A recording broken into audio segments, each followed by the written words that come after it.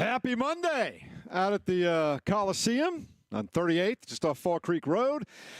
Great weekend for Kevin Bowen, James Boyd. The sun was out. Everybody's happy. It's March Madness. Indiana with a big win over the weekend. They finished up the women's Big Ten tournament last night. Kevin, you got to see golf all day yesterday on TV. You got to be happy.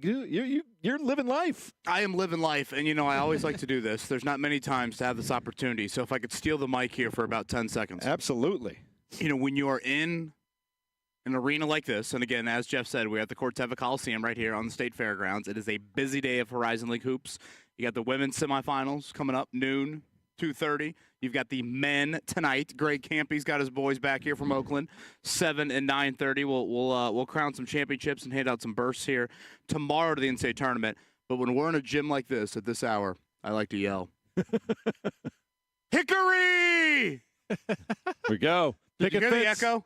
Yep. Did you hear the echo? I did hear the echo. The echoes of greatness. Just beautiful. In March past. Right there.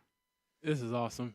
It's terrific. And there's one lone promotions person from the fan out on the court playing basketball the way it should be. There's nothing better when you have a place like this to yourself, just shooting hoops. I would say for him, I'd get as many shots up as I can right now before he gets kicked out.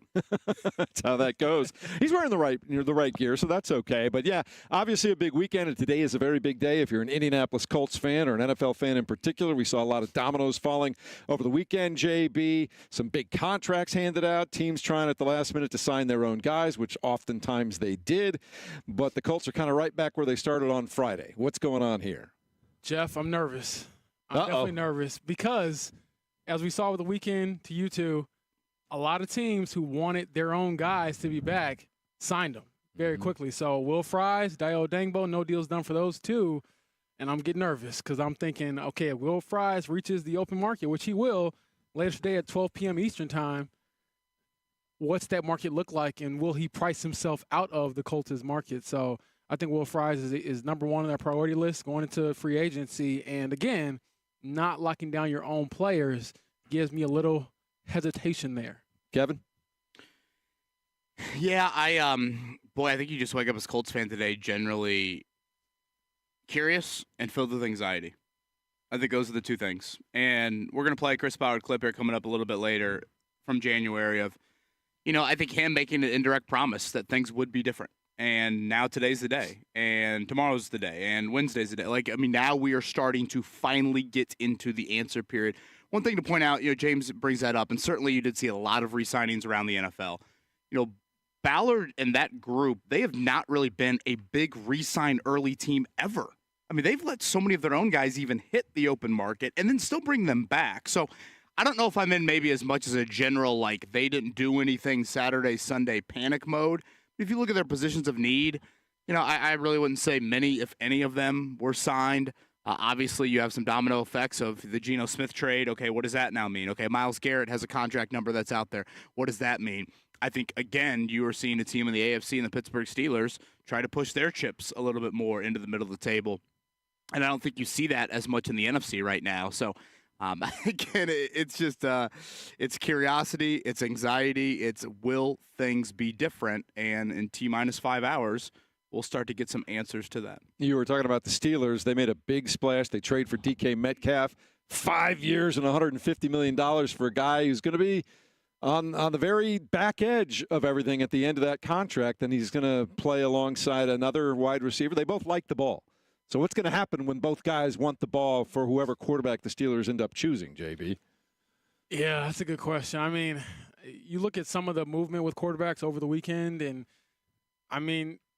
our Diana Rossini from The Athletic said that the Colts would be contenders for Daniel Jones, and everyone groaned along with Kevin Bowen when they saw that. So, not me. I have him in our fantasy pool. I'm good. I was thought about that over the weekend, Mark. I was like, man. That's why I groaned, Mark. I shouldn't have snaked my pick. I was thinking I'm going to be buying random old people, snacks or whatever. But in all seriousness, Jeff, I think that's obviously the other domino we're looking at is what do you do at quarterback? Where do you go from there? What does that mean for the rest of the team? So I think Kevin kind of hit it around the head. You're nervous, I guess, as Colts fans, but the danger in that is, you don't want to become apathetic, where it's like, all right, another free agency rolls around, I could just, sleep all day because nothing's going to happen.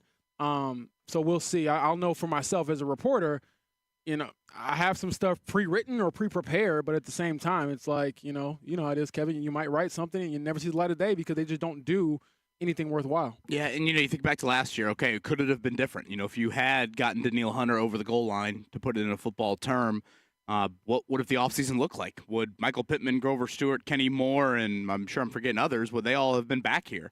So I think that is just another fascinating element to it all. And that is the general theme from Ballard. It's we need to do a better job of identifying these free agents, and then once we've identified them, getting it done. And, being close just doesn't cut it anymore, especially when you've had the 8 years of, I'd argue, below, bottom quartile success that the Colts have had. So, again, noon today is when you will start to see the phrase agreed to terms. You'll see it a whole lot with free agents signing elsewhere. James has pointed out you've seen a lot of re-signings in the NFL. But, again, these would be free agents signing elsewhere. And then 4 o'clock Wednesday is officially the new league year.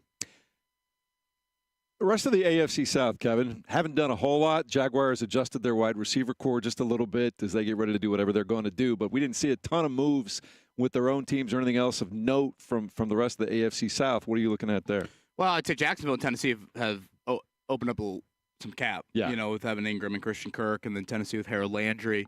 Obviously, Houston, with getting Christian Kirk. So I just think it's one team that is good and wanting to be better, and then 2 and 3 others that don't know what they're doing.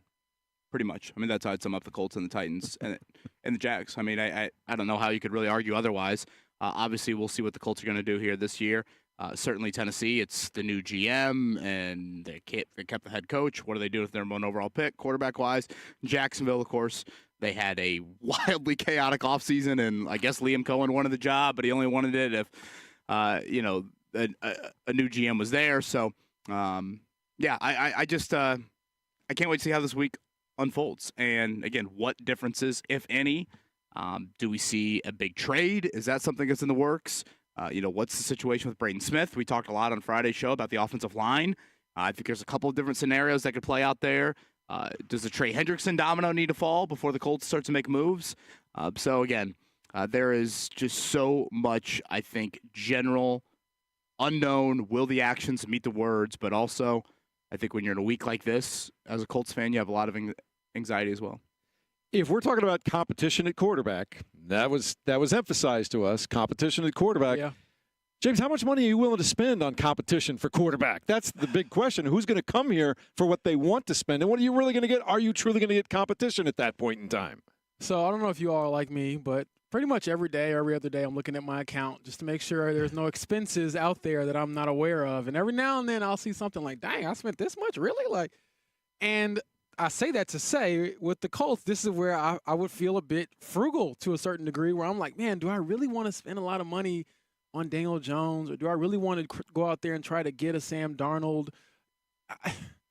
To me, that is the balance, or perhaps the key, because in theory, you're paying for a guy that you most likely do not want to play. I know you said it's an open competition, but I'm not really buying that to a certain degree, because I just think that, hey, you invested in the number 4 pick 2 years ago. He has to start for you again before you can move on. That's just my opinion. So, Jeff, that's a hard one to answer for me, because I do think that a guy like Daniel Jones, and especially a guy like Justin Fields, could command a multi-year deal for, let's call it, I don't know, $10, $12 million, and that's not chump change. And obviously, so you're talking like 3 years, $12 million, something like that. 4 years, $12 million. No. I'm thinking, per year. I think a guy like I definitely think a guy like Justin Fields could get $10 million per year. Daniel Jones maybe in that range, and obviously I'm throwing numbers out there, and then I guess I was thinking Daniel Jones. No, I think for the quarterback position, you definitely get more than a few million a year. But I don't know. It's hard. Well, I want to bring that up maybe on the other side, James, or later in the 7 o'clock hour. You brought up Dan Rossini's tweet, your colleague from the Athletic. Yeah. She pretty much said Minnesota or Indy for Daniel Jones. What does he want? Like, what would he think is the better opportunity for him? Yeah. I think that's a good debate to have. Just a reminder, we are here live at the Corteva Coliseum on the campus, of course, the State Fairgrounds. Sean Sullivan, year 6 for the Horizon League here. Is that right? Year 6 here for the Horizon League. Women's semifinals coming up noon and 2:30. Green Bay has always been a staple on the women's front here in this conference, you do have Fort Wayne as the 2 seed. So from a local standpoint, you will get the Lady Mastodons here coming up 2 o'clock, approximate tip time for that. And then we were here for Media Day back in the fall. We had Greg Campy, the Oakland legend. We should adopt him into the Indiana Basketball Hall of Fame for what he did at Kentucky last year in the tournament. You should adopt him on the show. I've long said that. He is an excellent interview. I know he was on with Jake late last week. So they are here as the 6th seed. They will play Robert Morris tonight. They are a totally new-look team. Greg Campy was super honest with us back at Media Day, being like, yeah, I lost a lot of my best players to NIL. I think he said he added up his 3 best players make like $1.4 million elsewhere in NIL, and lo and behold, Greg Campy's such a great coach. He's still here. So Robert Morris, the 1 seed on the men's side, they'll take on Oakland at 7 tonight, and then Cleveland State and Youngstown State is the other semifinal. So busy semifinal day today here at the Coliseum. I love being in this venue, and it's pretty cool to think we're going to punch a couple bids to the NCAA tournament in here tomorrow. Very cool.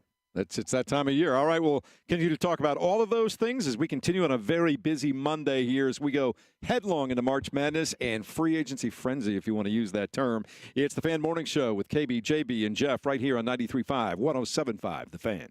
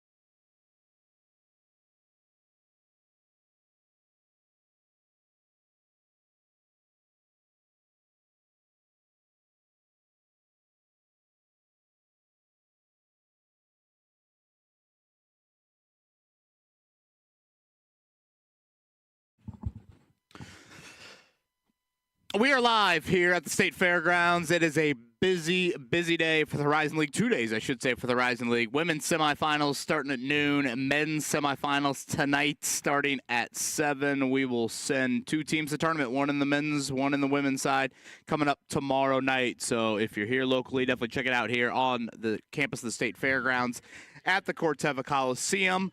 But let's go back to what was a busy weekend in sports. And I guess let's start maybe Friday night. Purdue losing in what I thought was a great game. I know James Boyd was certainly happy about his alma mater. Some big shot making late for Illinois in that one. Purdue, level of concern.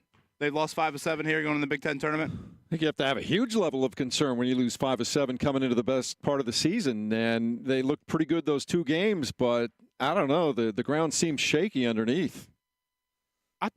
I mean, this is my unbiased look at it. It was just shot making. I didn't think that they played bad against Illinois. They just made some really, really tough shots to end the game. And I'm like, all right, that kind of could have went either way, I thought. Yeah, it kind of reminded me a little bit of the IU-Oregon game from last week. Maybe not as like highly offensively charged as that game, but for the most part, I don't think you look at it and be like, oh, Purdue played poorly in that game. To your point, James, I do think Illinois maybe made all the plays in the final 2 minutes versus where Purdue had been. So they will be the 6th seed in the Big Ten tournament. So if you're a Purdue fan, you need coffee and get ready for the night session. 9 o'clock on Thursday, they'll get the winner of Rutgers and USC. The other, obviously, local Big Ten team, they'll be in the early sessions coming up this week. The Indiana Hoosiers get a much-needed one against Ohio State over the weekend. Trey Galloway was certainly one of the shots of his life. Hell, he hit one against Oregon, and unfortunately the kid from Oregon just came down to the other end and hit it right on top of him. A huge 3 to push that lead to 5 late. I said this a couple weeks ago about Galloway. I'm a sucker for the senior day and just seniors in general in the month of March rising to the occasion. And unquestionably, Galloway's play has been at an extraordinarily high level here as of late. And, you know, a lot of people would say, give him that shot. I mean, that's not his strength. And yet at Oregon, he did it. And then in Assembly Hall, in his final game in that building, he did it. And now Indiana, I think for the most part, they're on the right side of the bubble here heading into the Big Ten tournament. That shot was huge. I mean, he was open, but he was a good 4 feet behind the line, stepped right into it. I mean, it was pure. He ripped the cord on that one, James. Yeah. Part of a 12-0 run when they were down 5 that really swung the game. I mean, as my pops would say, get it out the net, because I was like, I screamed at my TV when I saw that, because I was like, why'd you shoot that? But I saw the shot clock had like a chaotic situation. I don't know if they screwed that up or not. That was kind of weird there. Yeah, but he shot it with confidence, and obviously whenever the shot goes in, it's a good one. And so huge shot for them, and I thought, again, after getting some extremely bad breaks and some tighter games earlier this season, as of late, they've kind of closed out some of these games they lost. So now Joe Lunardi has him as team 64, so that would be the first team that's not playing in Dayton. He's got them as an 11 seed in the bracket right now. So as long as the bid stealing isn't as abundant as it was last year, I think Indiana would be okay, even with the loss to Oregon, but we'll see. And again, they'll play Oregon coming up noon. That's the 8-9 game on Thursday. The Pacers lose both without Tyrese Halliburton in Atlanta there. Some confusion certainly from Pascal Siakam on Saturday night when they were down 3 late in that game. Miles Turner missed a free throw to tie the game a little bit earlier. Benedict Mathurin had a look at the rim that for virtually every other Pacer would be a difficult shot. For Mathurin in a night when he had 30, you felt like that was a pretty good look. He couldn't get that to drop. So tonight, Chicago. Tomorrow, back here against Milwaukee. We'll see about Halliburton. He's still questionable. Guys, I brought it up to you last week. You're getting in these back-to-back situations. Do you not play Halliburton tonight, but then play him tomorrow? Do you sit other guys tonight? I think you probably don't play both games, certainly because of coming off a hip injury. But, after losing 2 at Atlanta, I think it changes the thought process just a little bit. For those keeping track, they're a half game behind Milwaukee and just a half game now in front of Detroit. As it's going to be tight trying to get that 5th and maybe even 4th position at this point in time. Yeah, I think you make a good point, Jeff. When it comes to Tyrese, you want to think about the long term and think about the playoffs, obviously, but seeding matters. And I think that just really emphasizes these latest 2 losses and just the fashion in which they lost. I mean, yes, we could talk about the Pascal Siakam brain fart at the end of the game, goes in for a dunk and they're down 3. But then, if Miles Turner makes that free throw, they don't have to worry about that. So it was a couple of different things on the margins where you just wonder, again, we're sliding a little bit. Do we put Tyrese Halliburton back out there and just let them run wild, or do we kind of take it slow and be smart about it? And personally, my gut's telling me just lean more towards picking one of the two games. And I get it, if you play tonight and you don't play tomorrow, all the Bucs fans are going to say, oh, he's ducking us, oh, he's scared. Like, no, who cares? Nobody cares about that if it means having your superstar or your star player, all NBA player, ready to go when it matters the most, which is not later this week. It's obviously, going into the playoffs. Half game back of the Bucs again tonight, 8:00 in Chicago. Tomorrow against Milwaukee. I believe that's TNT exclusive tomorrow night for the Pacers. UCLA women beat USC in the Big Ten Women's Championship. They avenged 2 regular season losses to their crosstown rivals there. Again, the men's tournament will start Wednesday over at Gamebridge Fieldhouse. And it sounds like quarterback dominoes remain up in the air. Updates on Justin Fields and potentially Aaron Rodgers, courtesy of Adam Schefter. We'll deliver that to you here in the 7 o'clock hour. Do you think going out and getting Metcalf is a move that is also designed to try and keep Justin Fields? I would think so. I mean, I think it obviously creates more of an attractive situation for you. I mean, that's been the missing ingredient for Pittsburgh in a while. And Pickens is just so damn volatile. You just have no idea what George Pickens you're going to play in and play out with him. But boy, that division, that's the best division of football, right? That or the NFC North, yeah. I was going to say it's a tough one to compete against because I feel like every game in that division is a tough one. Certainly. So we'll do that on the other side. What moves do the Colts need to try and get done this week? We'll hit on that. And if you were Daniel Jones, Minnesota or Indy, what situation do you view as better for yourself? All of that. We are live here at the State Fairgrounds. The only people in the gym, James Boyd at 1,000% going to go down and shoot a half-court shot here during the break. It is Kevin Bowen, James Boyd, Jeff Rickard here at the Corteva Coliseum. Horizon League tournament time here at the State Fairgrounds.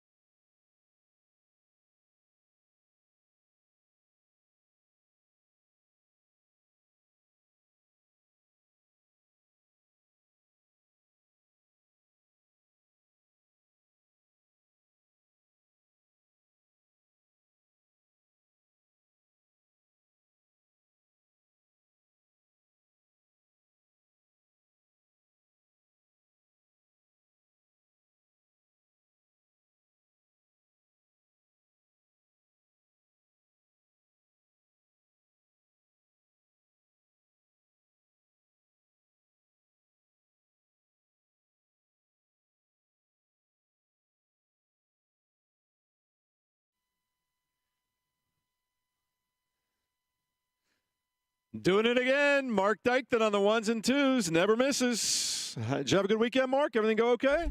Very good. I'm tired, though. It was a late night last night. Wrestling show went to 12:30. What was happening last night? AEW Revolution went till 12:30 at night, so it was a late pay-per-view. So What'd we miss?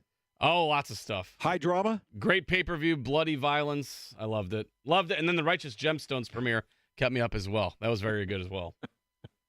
I'm tired. I need a nap. The weekend that was. That's true. KB, I know you watched a lot of golf yesterday. There was obviously a lot of college basketball going on. Do you have your phone? You're just constantly checking the NFL updates, see what's going on all the time? Well, I think you can put it to the side when you're used to how the Colts operate, so that's nice. And we also take the afternoon off. We also treated yesterday like it was a 90-degree day. Like, I mean, we were outside nonstop. And Mark, I don't know about your girls, but damn, daylight savings when you do this spring forward with young kids, oh, it's brutal. I mean, I'm sitting there last night. I'm like, it. And again, this coming from a guy that loves golf. Obviously, I love the later nights this time of year, certainly in the summer as well. But I'm sitting there like, are these kids ever going to go to bed? No. They were up early as hell, too. Mine were up at like 7:30 yesterday morning. I was like, oh, what are we doing here? Yeah. You saw some high school basketball over the weekend, James Boyd. I did. Took a trip out to Muncie, the Muncie Fieldhouse, and I got to see Mount Vernon. That might have been the sectional game of the year. Yeah, I mean, it was double overtime, high stakes, great shot making. So it was Mount Vernon with Purdue commit Luke Ertl leading the way, getting the win. He scored 36 against Mr. Basketball, most likely Braylon Mullins from Greenfield Central, who had 38. So one of the best duels individually, one of the best duels as a team. You know, Greenfield Central came out and was shooting that thing. You know, they were up 14 early, a bunch of threes. And then, you know, Mount Vernon never led. But they tied it on a deep, Luke Ertl three. They sent it to overtime and then won in double overtime. So it was incredible. Shout out to the GOAT, Kyle Neddenrep, who I sat next to from Indy Star during the game. And, I mean, it was literally everything that you envision an Indiana high school basketball game being. All the cliches, they're not cliches. It was true. It was packed. It was loud. You know, you got communities hating each other. And it was amazing. I mean, it was a lot of fun. And I'm sure Purdue fans who really latched on, I put a video out of Luke making the three to go to overtime. They really were like, oh, we got another one coming. And I was thinking, yes, you do. That kid can play. He's only a junior, too. Well, you and I were talking during the break. I remember first off, it was another iconic venue there, the Muncie Fieldhouse. But, to add one thing on the Luke Ertl front, I remember when he committed, a lot of people was like, oh, this is Braden Smith 2.0. And I get why people said that of, whatever, Indianapolis, suburban kid, et cetera, et cetera.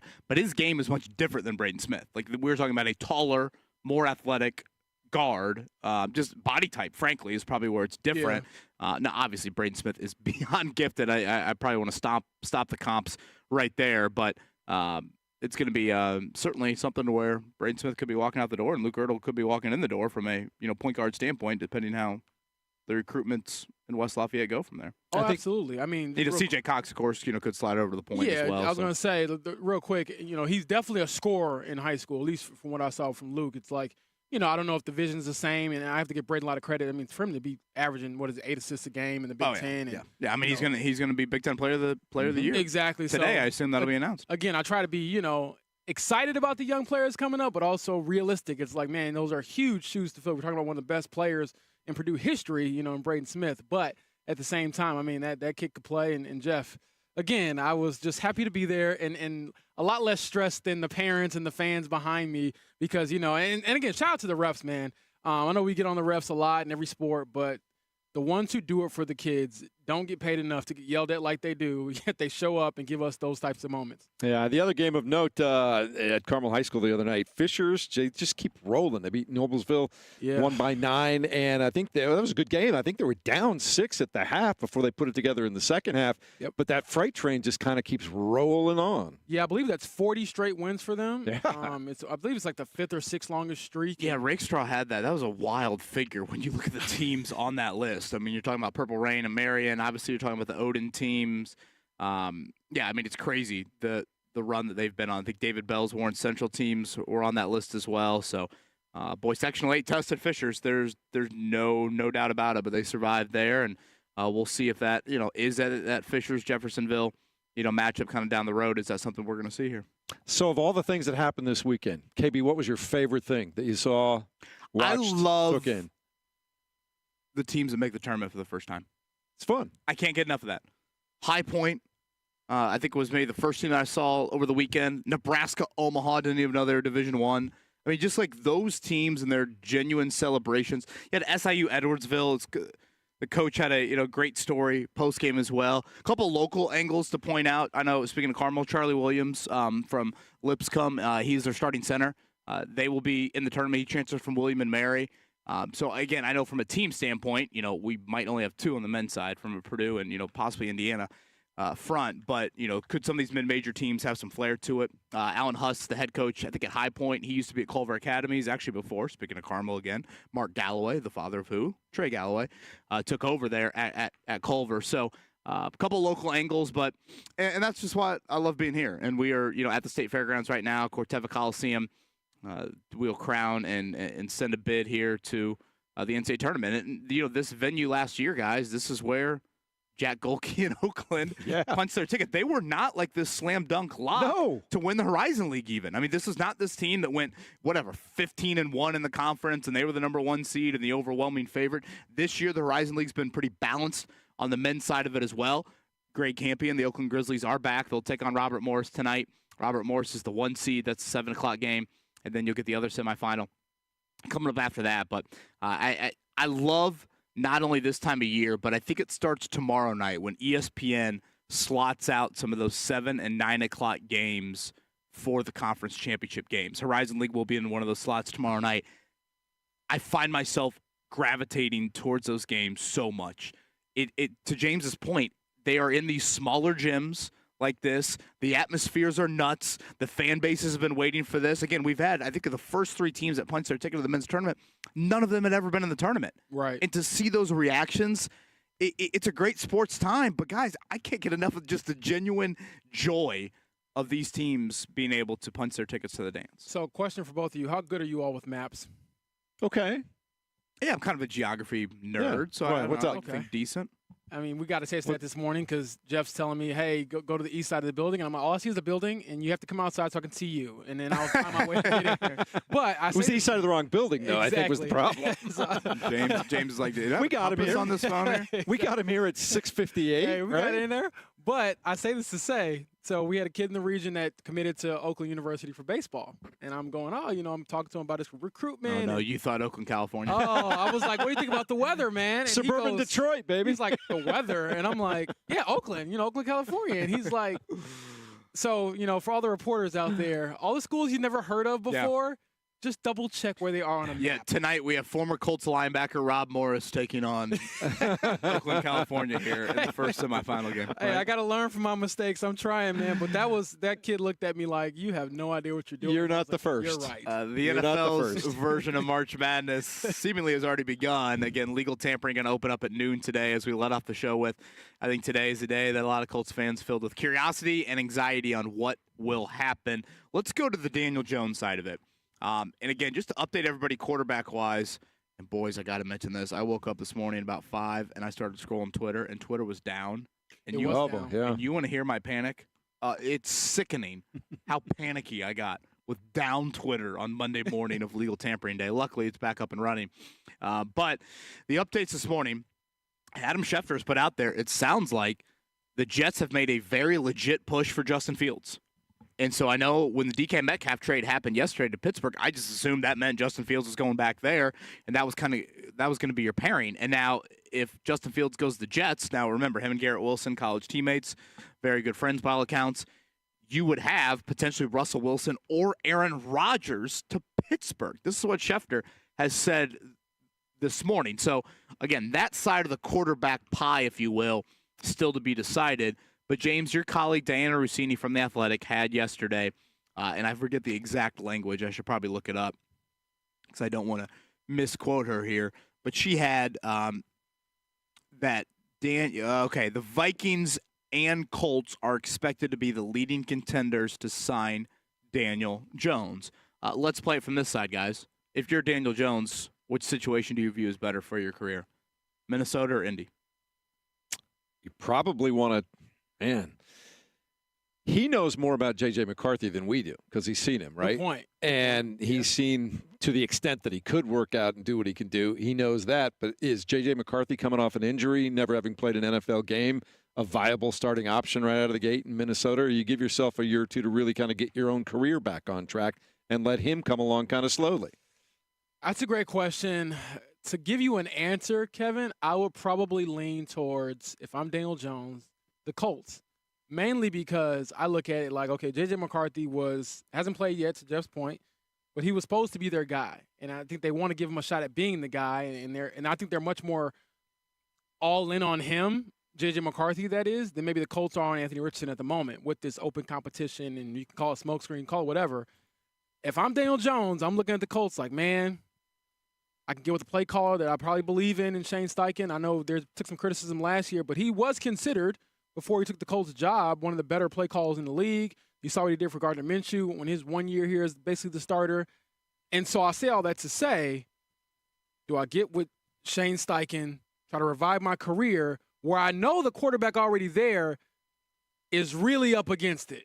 And I probably have a better chance of sliding in there and actually taking the job, whereas J.J. McCarthy, I think he's going to get a longer leash to be the guy in Minnesota. Yeah, I think Minnesota is safer. I think the Colts is the easier path to playing time. And when I say Minnesota's safer, it's for this reason. He could go back to Minnesota, I assume, on a 1-year deal. To your point, it sounds like J.J. McCarthy, they obviously want to start him. They think he'll be the starter. But if Daniel Jones just plays this season out as the backup there, he's probably in the same situation this time next year, right? I mean, sure, he's 1 year older, but it's, I think, more of a comfortable situation. He knows the playbook to some level, spending a couple months late this season there. And it is the NFC. So for some reason he would ever play, he also is in my opinion, the much easier conference. Then you walk into the AFC, and to me, it continues to be this superior conference, certainly from a quarterback standpoint. Now he comes here, it could be the easier situation to playing time, but if you screw this up, this might be it for Daniel Jones. But you could say that in Minnesota, too, because if he goes 5-6 weeks and is not getting it done, and now they do throw J.J. McCarthy in there despite coming off the injury. I think J.J. McCarthy is a starter there. You think right out of the gate, coming off the injury? Assuming health-wise, it's not too big of an issue there. I agree with you there. But he would enter next March, I guess, in the same situation he'd be right now as whatever, the, third or fourth quarterback on this list. And, who knows what the quarterback market would look like there. But I just don't think it's a slam dunk that, yes, the easier playing time is probably here. Richardson's situation is on much less stable ground, if that makes sense, than J.J. McCarthy's situation from how their career arcs have gone so far. But if he wants to kind of look at it and say, man, I don't know if I love the Colts thing. Well, let me just stick here in Minnesota. I'll be the backup. I'll be in an offense that if I get playing time, I got Justin Jefferson with me, and I got a great defense. And as long as I can keep it somewhat on the tracks, then I enter free agency next year, and possibly there'll be a better situation for me. So the way I look at it is, with most things, we were, over the weekend, I thought this was so funny. You hear the Myles Garrett, extension, and it's like, oh, man, I want to go to contender. I want to win. And they give you a big bag of money, and it's like, you know what? Cleveland ain't too bad. Cleveland in the summer ain't $40 too million bad. a year will do that for you. Exactly. Snow games aren't too bad. And then you got DK Metcalf, and I believe his agent came out and said that he never requested to be in a hot place or whatever. But for the running joke was, man, all these requests were made about being in a warm weather climate and having a stable quarterback situation. Then you go to Pittsburgh because they gave you $150 million, and you were like, you know what? It's not too bad to live in Pittsburgh. So I say all that to say, how much does money factor into this? And I do believe the Colts are probably in a position where they could offer a bit more money. Mainly because they're a little bit perhaps more desperate to add this real competition. So as much as we don't want to say that, or as much as athletes don't want to admit it, if someone offers you a significant amount of money, let's call it, 2 years, $20 million, I can hear Colts fans groaning, to play a sport where you're the backup, coming into the thing, do you accept that? And so I think that money is definitely a deciding factor in this, and oftentimes perhaps the biggest deciding factor when it comes to free agency. So, Kevin, let me ask you this. For a team that is so needy right now in the secondary. Can I go one more on the Daniel Jones front? Real quick. I don't know how much, yes, obviously, professional athletes, money. But, for Daniel Jones right now, is it all about money? He did get paid. You were the 6th overall pick. He got paid already, too. You got paid. For me, I think it's prove himself. You have one more big opportunity in the NFL. That's kind of how I view the Daniel Jones thing. to me, it's less about, oh, let's go run to Indianapolis because they're offering $3 million more annually. It's more about, don't screw this up. You're going to get one more crack at it. Make sure that you are in a situation that you feel very comfortable in. And I get that there's going to be a level of risk no matter what he does. But basically, you look at it, and how old is Daniel Jones? 27. 27? I was going to say 28. 26, 27, 28? He's still obviously young quarterback years.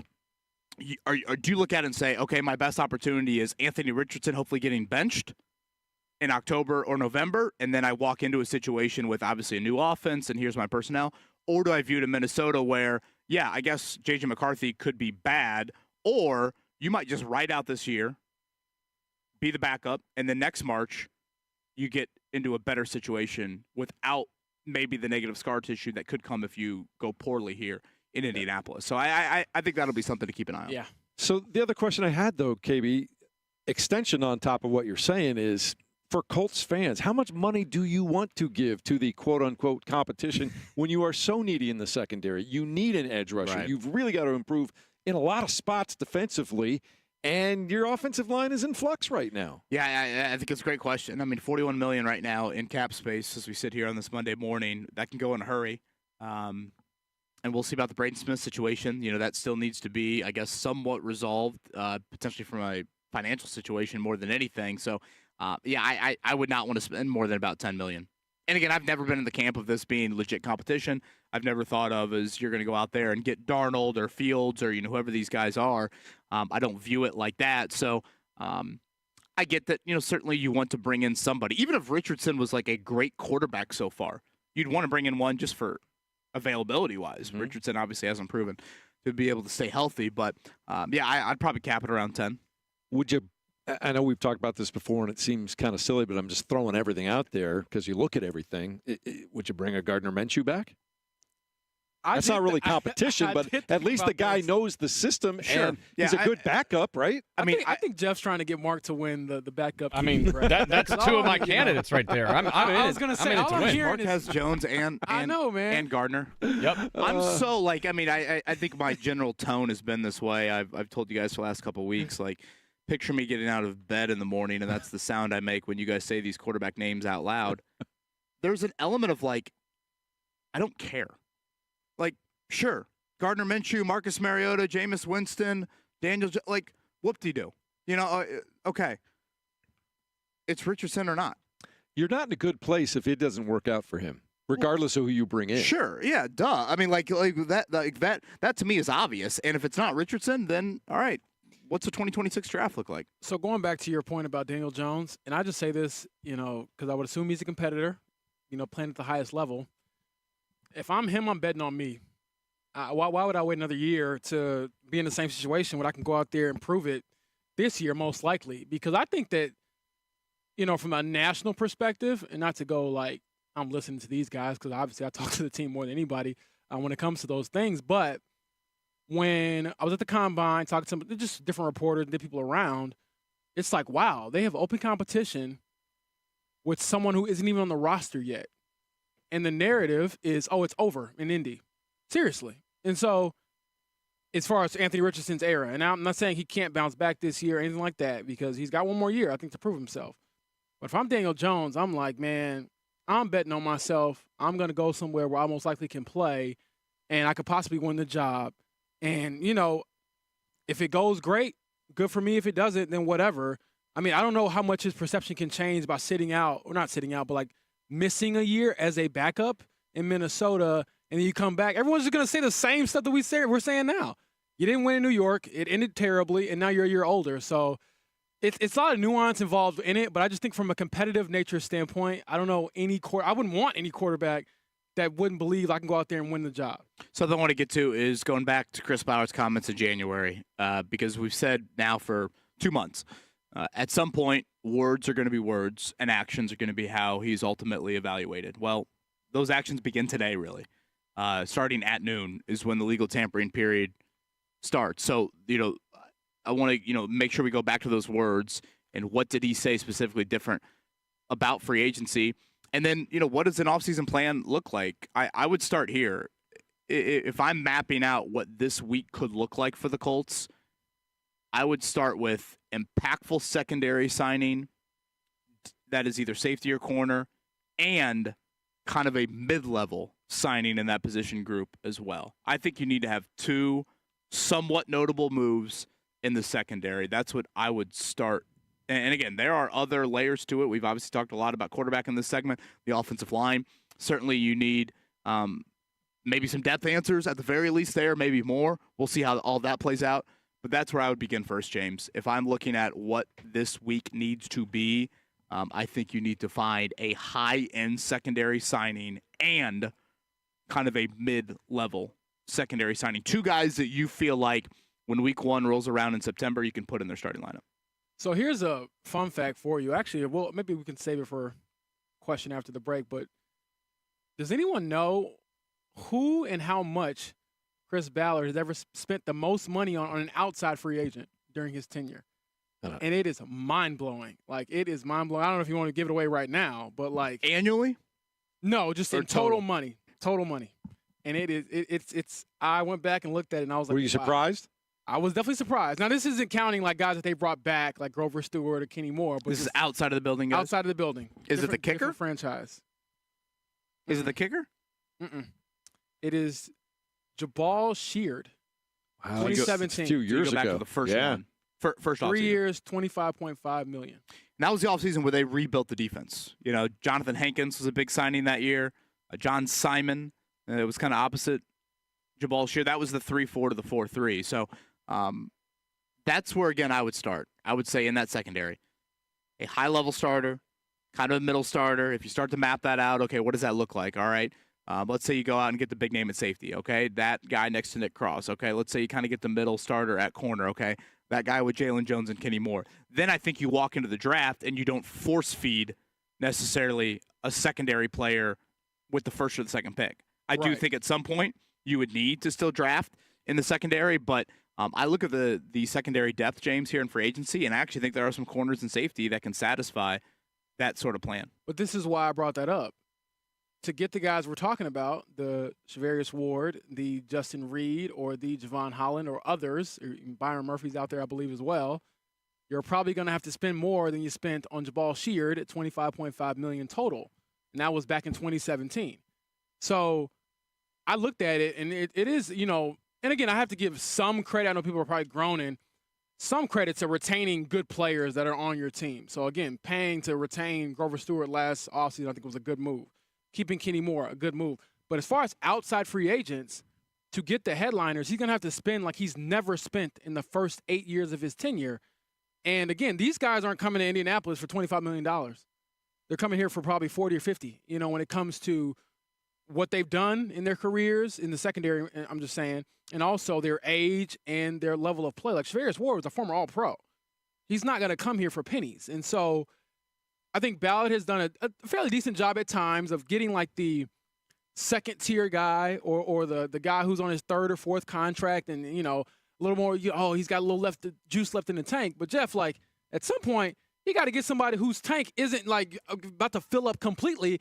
Get them while they're young. Which goes back to how much do you want to spend on competition at quarterback if you really want to take care of all these other places, because money is going to go quick. As you pointed out, Kevin, $40 million goes fast in today's NFL if you're going to try to rebuild a team with some kind of commitment to free agents. Coming up in a moment, we'll continue to discuss that. We are at the Cortiva Coliseum, side of the Horizon League. They got semifinal games for the women and the men later on today. We'll tell you more about that as we go into March Madness right here on the Fan Morning Show at 93.5 and 107.5 The Fan.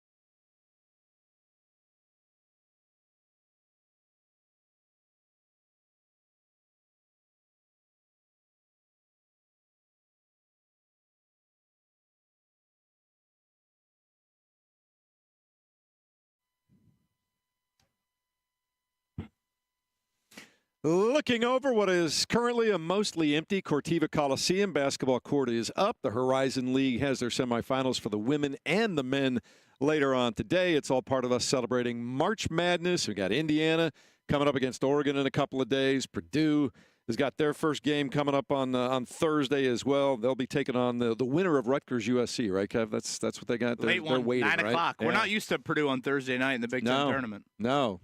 We're not. And so it all starts, and then, as you guys mentioned, a couple of smaller schools that have punched their ticket to the NCAA tournament already. That's what makes it so great. I love the fact that you can be a small team, you win your conference tournament, and you're dancing. That's the best part of it, right?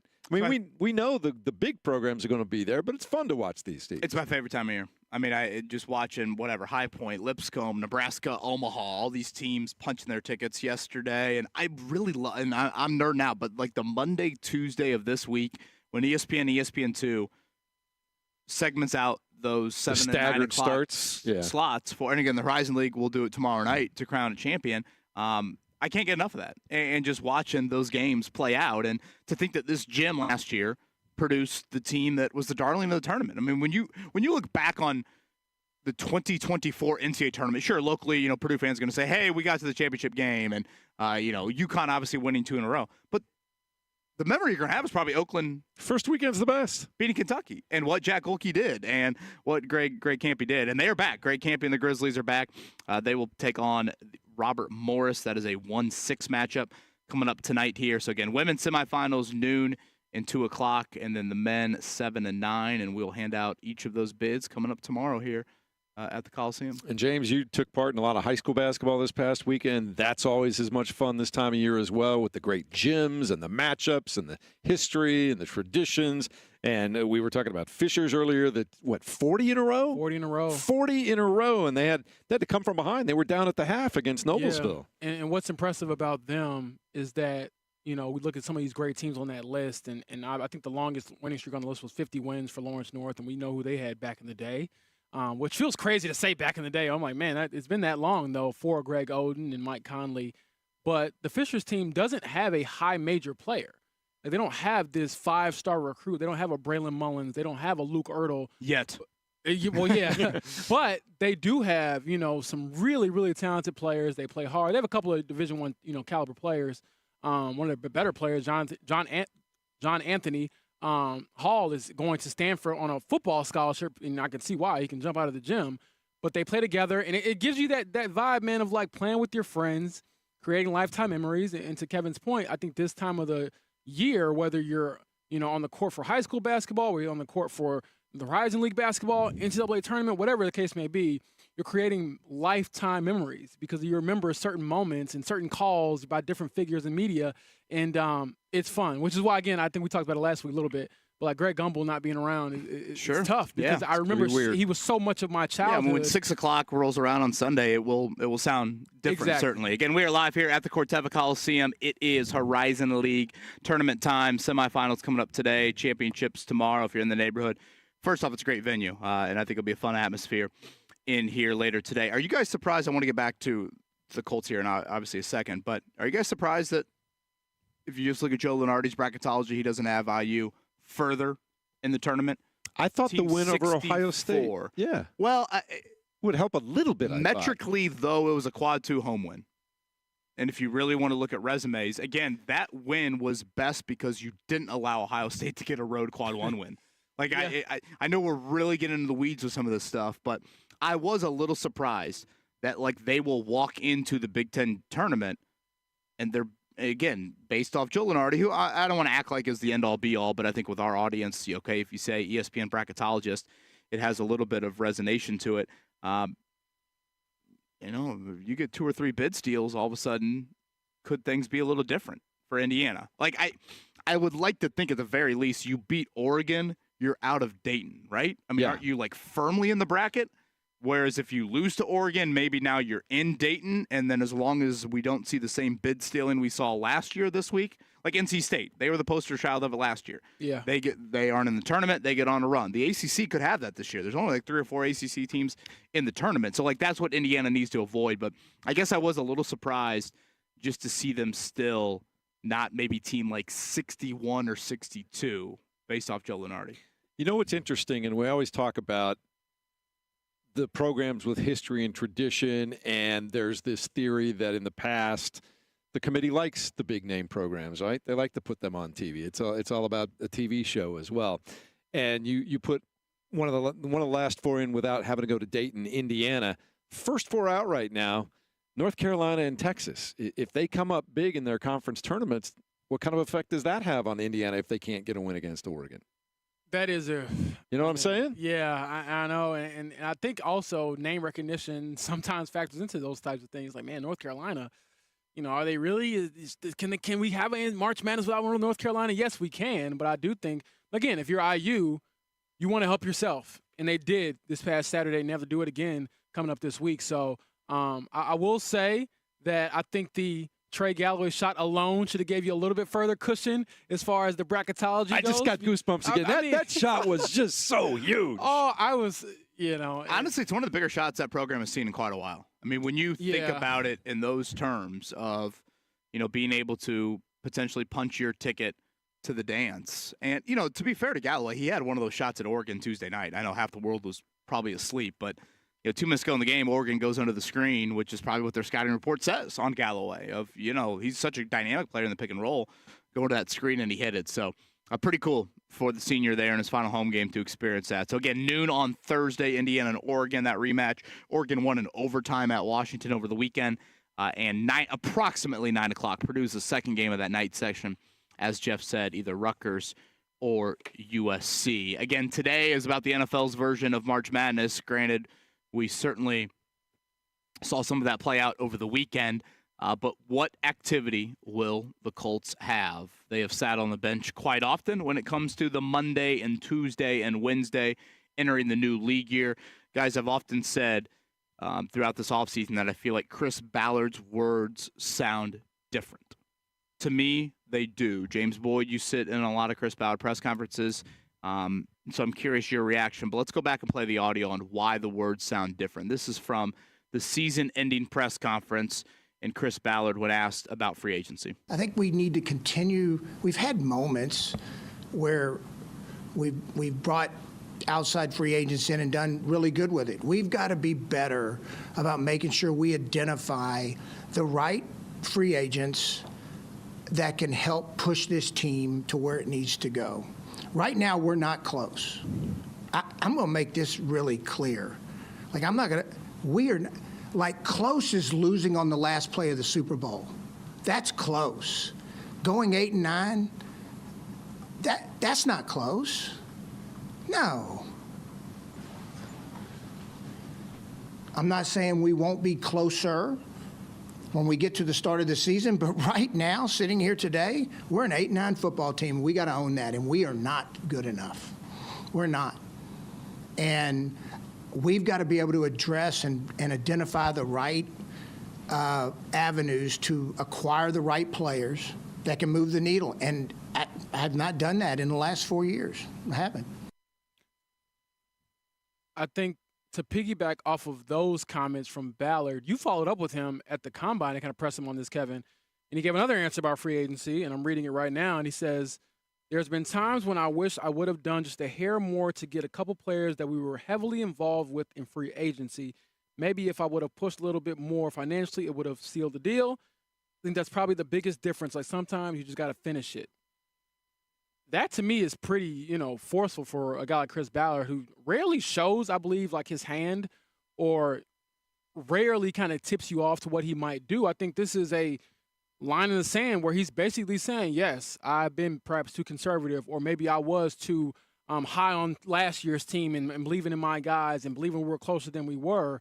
So could that translate to something being different? And at the end of the day, I go back to actions speak louder than words. And we learned it from all of our parents when we were kids. It's like, you say something, it's not true until you do it. And so we'll find out later today how true his words are, and later this week as well. But I think for all of us, especially the fan base, if you don't see that big splash or just that big swing, particularly when I think in the secondary, then you're kind of just like, well, what are we doing? It's the same movie we've seen before. Yeah, and again, okay, what does Ballard usually say about free agency, and he throws up the caution flag. Oftentimes, when that question is asked, James, his answer is like, man, paying B players A money, that sends a tough message into the locker room. I heard none of that in January. No. Now, again, that is an emotionally charged press conference, to be fair. That is the end of a season. He obviously has asked questions about his job security. You're in the worst playoff drought this franchise has seen in 30 years, et cetera, et cetera. So now we're 2 months removed from that. The emotions are a little bit less. Yeah. How do the actions play out of that? But you pressed him again. You pressed him, and the words to me didn't sound too much different at the combine, where he's more, I believe, calmed down, and maybe the sting of the season isn't fresh on his, face or on his mind, but it's still there. He knows things have to be different, because if they aren't, then what is there to believe in? I feel like this team, again, they're not a bad team where they're just awful every year, but they're in like that horrible spot as a fan where you're never good enough to really be serious. You're never bad enough to really bottom out. And when you did, you got the quarterback that you chose him, and he hasn't worked out. So I just think that they're in this really weird like purgatory where it's like, we're not that great, we're not that bad. We're just kind of in the middle, which is the worst place you can be in professional sports. It's Fan Morning Show on 93.5, 107.5 The Fan. Kevin Bowen, James Boyd, Jeff Rickard. James, you wrote a couple of weeks ago an excellent kind of 10-point plan in the offseason for the Colts. All the stuff we've been talking about this morning, and now all the moves that we've seen made with teams making trades or re-signing their own guys in the last few days. What's the perfect day today look like the next 24 to 36 hours for the Indianapolis Colts? If it all goes to plan, what are we looking at? I think you're looking at re-signing Will Fries, because you got to keep your guys in-house. And he talked about homegrown talent a lot, and that's one guy I think that you don't really want to let get out the door. The guard market is going to go up. I know he's going to be expensive, and you're going to be saying, oh, man, like, are you really going to pay 2 guards that amount of money? I understand, but what's the quickest way to get to the quarterback? Through the interior. I mean, look, it's just the end of the day. Obviously, you want to pay your left tackle and Bernard Ryman, who's still under contract, but I just think that people kind of underestimate the importance of guards until they're not good. And if we saw later in the season, without Will Fries, it was okay for a while, then it started to taper off with some of the other replacements, with Dalton Tucker filling in others. So I thought that was a big point. Re-sign Will Fries, keep him in-house. I also think, real quick, Braden Smith, figure out what's next for him. Is it a restructure? Or are you cutting him? You can save a lot of money moving on from him, but I just don't know where they stand with that. And then as far as outside free agents go, I think that you have to get one of these big-time, difference makers in the secondary, Jeff. You got to go out and get someone who isn't a up-and-coming guy, or someone who might be good, or someone who might be on his last legs. Get a dude. Because as much as we talk about X's and O's and schemes and culture, teams that win have dudes, and the Colts don't have enough of those guys right now. What else besides the secondary? Again, you and I think, are kind of lockstep on that. Let me throw a couple of other positions at you. Tight end, linebacker. Do you view tight end in the draft and not free agency? And then linebacker, they've drafted historically well there. E.J. Speed's a free agent. Do you view any of those as a priority here, free agency-wise? I really wanted them to go after Jamie Sherwood, who got a hell of a payday from the Jets. Young linebacker. Because there are some linebackers out there, actually. Yes, there are. And so I would think, you don't have to spend a ton of money, but go out and get a linebacker. Potentially, I would think one that could cover better than E.J. Speed. I just don't see the point in trying to retain him or bring him back, because we saw how him and Zaire paired together, and it just didn't really look that good, especially when you put them in space. And so I think you go out and get a linebacker. It doesn't have to be a ton of money. A starting caliber linebacker, someone you could trust, someone with hopefully some pedigree or some type of rapport with the league and its reputation as being a decent guy as far as a player. And then on top of that, maybe you double dip when it comes to tight end, and you get one in free agency and also get one in the draft. Because they have drafted tight ends, which Yeah. is kind of the odd thing. Yeah. It's like that hasn't been a position they've really done the free agency thing. Granted, it's not a very deep free agency class at tight end, so I think that'll be something that I keep an eye on. And then what happens with Dio Dengbo? Because if he prices himself out of this market, which I think that's probably what people believe will happen. I think most people believe Dio walks. Yeah. Okay, so that means your returnees are torn Achilles, Samson Ebicom at age 30 at defensive end, Latu going into year 2. you can't. I like Tyquan Lewis a whole lot, but you can't ignore his injury history either. Yeah. Do you have to double dip there too, free agency and draft? I mean, if Dio walks, then Yeah. does that become more of a need here this week? So I think that's another one that I know we've mentioned the Adangbo thing, a couple of times here, but how all of that plays out this week, I think will be something to keep an eye on. What's your perfect day? Well, I'll go back to what I said in the last segment about the defensive backs. I mean, again, perfect day, days. I realize like not everything happens today. 72 hours. But the high level defensive back signing, and I say that with full knowledge that like you actually have some guys back there this year in free agency. Corner and safety have some names, and they have some names that aren't 31 and 32 years old. Exactly. You usually don't get that. So I actually think for the Colts standpoint, by the way, they're blowing up this Barbasol shaving cream. Hey, speaking of Barbasol, and this is fascinating to me watching this happen. So here's the thing about Barbasol. They're the official sponsor of Horizon League, and James Boyd asked me during the break. How great would that be if they had He said, what is that, Barbasol? I think you thought it was something you were going to drink or something, right? Like an energy drink? I thought it was like a cleaner or something. But here's what we found out. The man has never in his life shaved, not one time, ever. I haven't shaved, man. I break out from and you have razors. like legit facial hair. Yeah, I just let it grow and I get it lined up at the barber shop, and I think it's because of my dad. When he shaves, he'll break out, and I broke out when I tried to do it early on. I get some bad razor. Yeah, so I was like, I probably shouldn't do it, and so never shave, and so. And you know what's crazy? I'm on a tangent now. Jeff's got me remembering how my high school days were. Our coach growing up wanted us not to have mustaches, and my dad would not shave mine. And so we had to run for anybody on our team that didn't have their mustache shaved. And so I was in great shape. Great shape in high school because my dad was like, well, you're going to be running a lot, So that was that. Let's hit the morning check down as we move on from the shaveless James Boyd.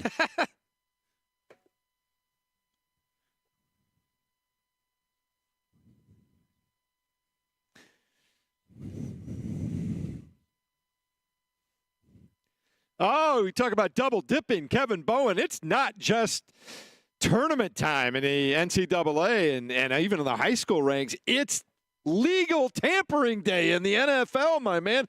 You're in heaven today. Agree to terms. That'll be the phrase you see quite a lot at noon today. So, again, these are outside of the building free agents. We probably should do this exercise. Joel Erickson, by the way, going to join us in 10. But we could go over the list of the Colts free agents that technically, starting at noon today, can agree to terms with other teams from around the league. Pen to paper on that can officially begin Wednesday at 4 o'clock. So today at noon, legal tampering. Wednesday at 4 o'clock, that is when the new league year officially starts. So those are the dates and the times to keep an eye on here this week. I'm excited to just see what happens and see where some of the bigger dominoes fall and how that affects the Colts relative to quarterback and other players. Colts have about 6 or 7 starters, by the way, that are poised to hit free agency. Saw some big names. Speaking of dominoes, yesterday, DK Metcalf gets traded from Seattle to Pittsburgh and then promptly gets a 5-year, $150 million deal. Whether it's warm in Pittsburgh or not, I don't think he cares anymore, does he? Oh, it's warm. You can warm yourself with money. Did you know that, Kevin? You can get more handsome, and you can definitely get warmer with I don't know that, but yes, thank you for pointing it out. Now, how about this, Kevin? This is new on ESPN.com as I refreshed this a moment ago. Aaron Rodgers now said to be emerging as the Steelers' #1 option. So Justin Fields would then go to the Jets? Is that where that domino That's what it occur? sounds like at this point in time. So Russell Wilson back to Seattle? Or Sam Darnold to Seattle? Probably Sam Darnold to Seattle. I don't know if Russell Wilson's looking at anything more than a backup spot somewhere. Would that be here? Wow. Oh, my goodness. No, I don't we have think drafted so. Russell Wilson, one of us here in the backup quarterback draft. Oh, man. I don't think that I think if he comes here, he wins the job, honestly. So I don't think that's – and then he's going to want some money. He's still cashing checks from the Broncos. What are you talking about? It don't matter. Look, you know, rich people stay rich, Jeff. They get more money. Yeah. Also, Devontae Adams signs with the Los Angeles Rams. They appear to go from letting Matthew Stafford walk to kind of reloading. I want to see what he has left in the tank. The Jets situation obviously didn't go well. Granted, it's the Jets, but yeah, I'm curious what he has left there. Obviously, Cooper Kupp. We'll see how all of that plays out there. But the Rams look to be, trying to push something from an all-in standpoint after kind of an uncertain couple of weeks out there. And the last little thing, the Bills have restructured the contract of Josh Allen with $240 million guaranteed dollars, my man. Well deserved. And we should mention Myles Garrett. The $40 million annually there. What does that look like for Trey Hendrickson? From a trade standpoint and compensation standpoint, I do think that's important. Hendrickson's not going to get $40 million. I want to be very clear on that. But I think that's an important name to kind of set the market for how these defensive ends will now fall in line. I also think Dial's probably like, yes, thank you all for continuing to raise the market. Not saying he's going to get compared to those guys, but if you say I'm half of what these guys are, well, that's $16 to $20 million. So not a bad upgrade for him. And I do believe he's very highly thought of around the league. So I think Dial's going to get a hefty payday. Pacers have lost a couple in a row. They lost back-to-back games with the Atlanta Hawks, and now they got to play Chicago before they get ready for a couple of games against Milwaukee. Kevitz, I know that Tyrese Halliburton didn't play in either of those games against the Atlanta Hawks, but they got a decision to make on how they're going to use him over the next week and a half. Yeah, I mean, do you play him tonight?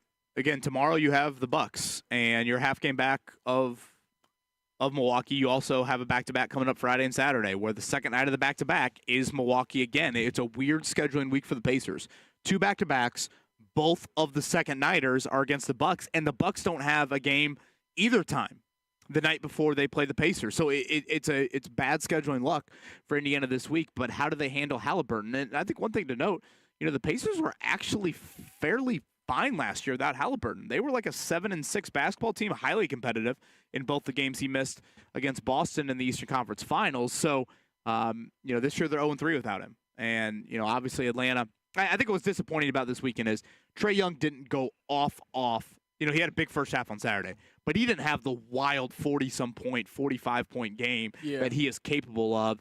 And the end of the game the other night, I mean, you had a Turner free throw missed. Mathurin was outstanding. I hate to, harp on, bring it up because, that was a tough shot. But for Mathurin, that's a shot. That's probably a high percentage look for him. And then I don't know what the hell Siakam was thinking at the end. I don't think he knew. That dude's played 600 games in the NBA, and he does that? I mean, and if you just watch the reactions from all the Pacers players, immediately hands on the head by Nesmith, Turner, Nembhard. I don't know if he thought there was more time. That was so weird. I think that was just him kind of being on autopilot because you're always thinking quick two. And so he got the quick two, but it doesn't matter if there's that no time left. And I guess I'm stunned because it was him. Yeah.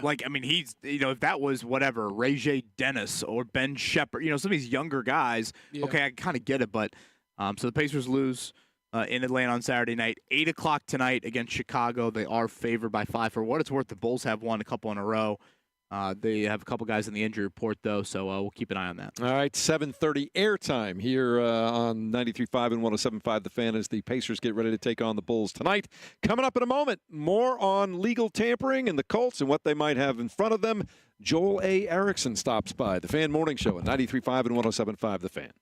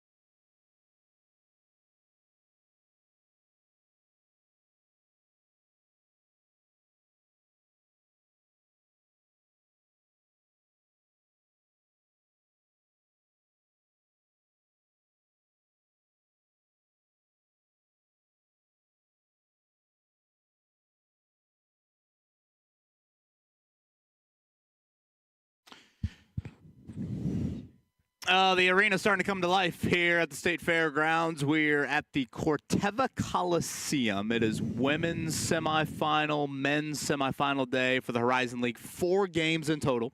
We'll kick off at noon on the women's side of it. Green Bay's had a great run from a women's program standpoint. Fort Wayne, by the way, they are the 2 seed. They'll play coming up approximately 2:30 today, and then at night you'll get Greg Campy. Love me some Greg Campy. He's in action tonight. As the 6 seed Oakland, they got Robert Morris as the 1 seed. Other semifinal will follow after that. So, Fan Morning Show live here at the State Fairgrounds, and among a lot of hoops talk, let's get back to the March Madness version from an NFL side of it with our next guest from the Indianapolis Star. He is Joel A. Erickson. Joel, I must say, Mark Dighton texted the group last night and said we have Erickson coming on at 8:30, and James Boyd responded with, "Who's Erickson?" I don't think I've ever called you Erickson. Do you go by Erickson at all? A little bit. There's a few people who like last names who go, but usually what happens is people accidentally call me Eric, thinking that they they just transpose it in their head. Well, I call you neither of those things. I usually just call you Joel A. Well, it is funny because, I go by KB on the show, and, nobody calls, none of my friends call me that. Yeah. It's just, it's become, a work thing here. The other personal question, Joel, not to reveal too much here at 8:30 on a Monday morning, but here we are. I just went to the bathroom, and I realized that I had my boxers were on backwards. Has that ever happened to you? Wow. And here we are. I get dressed in the dark. I'm not going to I went to the bathroom this morning, came in, changed, and, I thought I put them on right, and clearly I just tried to go to the bathroom, and they were not on right. Has that ever happened to you? You got a crazy household. You got 3 boys. I think anyone with kids has probably accidentally put their boxers on backwards. Okay, thank you. That makes you feel better. Again, see, this is what we talk about in the media room. I'm not seeing the upside here. We talk about upside and potential when it comes to the NFL draft. No, there's plenty of upside. I'm just not seeing it right now. There's plenty of upside. All right, Joel, noon is going to come very, very quickly here. We'll see if the actions meet the words. Let's start here. We debated this in the opening hour. James's colleague from The Athletic, Diana Rossini, mentioned Minnesota or Indy, she feels like leading contenders for Daniel Jones. If you are Daniel Jones, what's a better situation, Minnesota or Indy?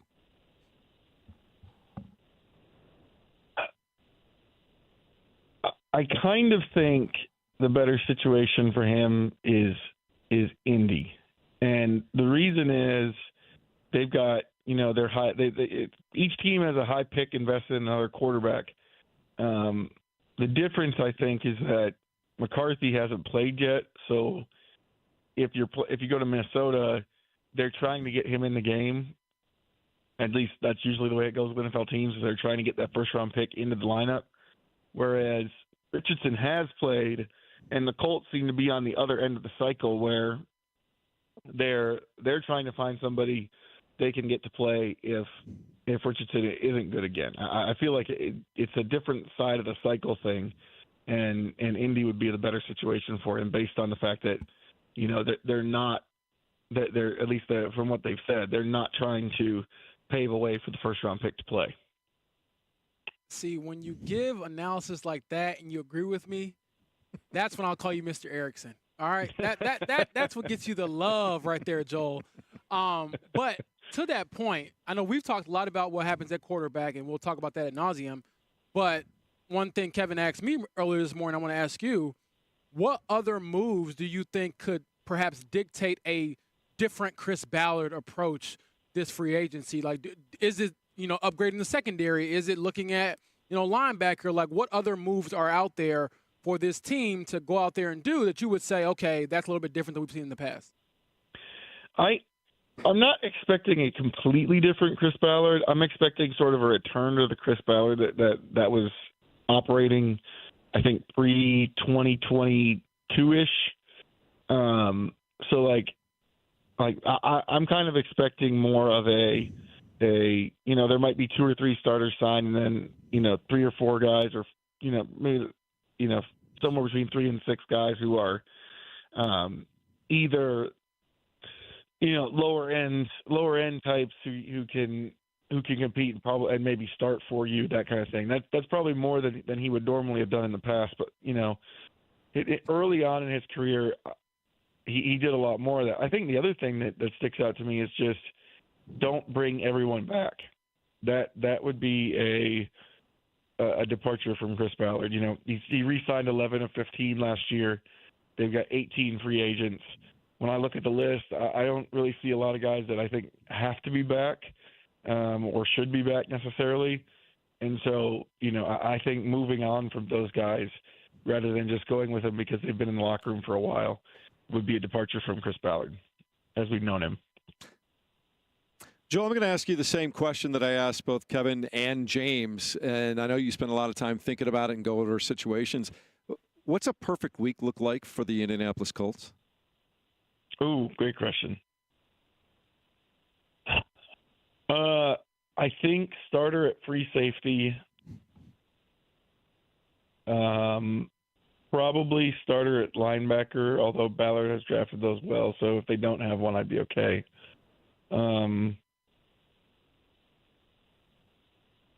Starter at safety and maybe a starter at corner, just given what we know about Anarumo's defense. Figure out what's going on the right side of the line.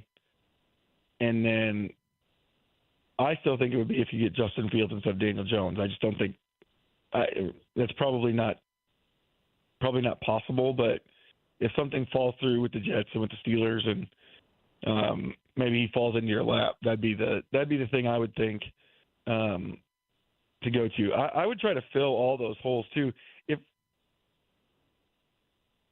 I don't think you necessarily have to get Fries or Dio back. I think in both cases, there's stuff we don't know. Fries, the medical piece.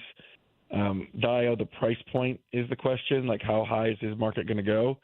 But if you do lose those guys, I think you've got to replace them in one way or the other before you get to the regular season. He's Joel Erickson from the Star. He's with us here on the Payless Liquors hotline. Again, legal tampering begins noon today. New league year officially starts 4 o'clock Wednesday.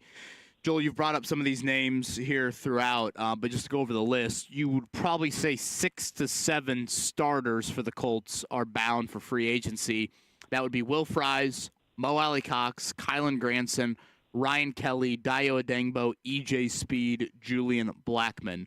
Those 7 names, Fries, Alley-Cox, Granson, Kelly, Adengbo, Speed, Blackmon, of those 7, if I set the over-under 2.5 or back, over or under? I think I'm taking the under. At the combine, you know, Ballard was talking about the tight ends. He didn't really mention either Mo or Granson. He mentioned Granson a little bit, but kind of in the past tense.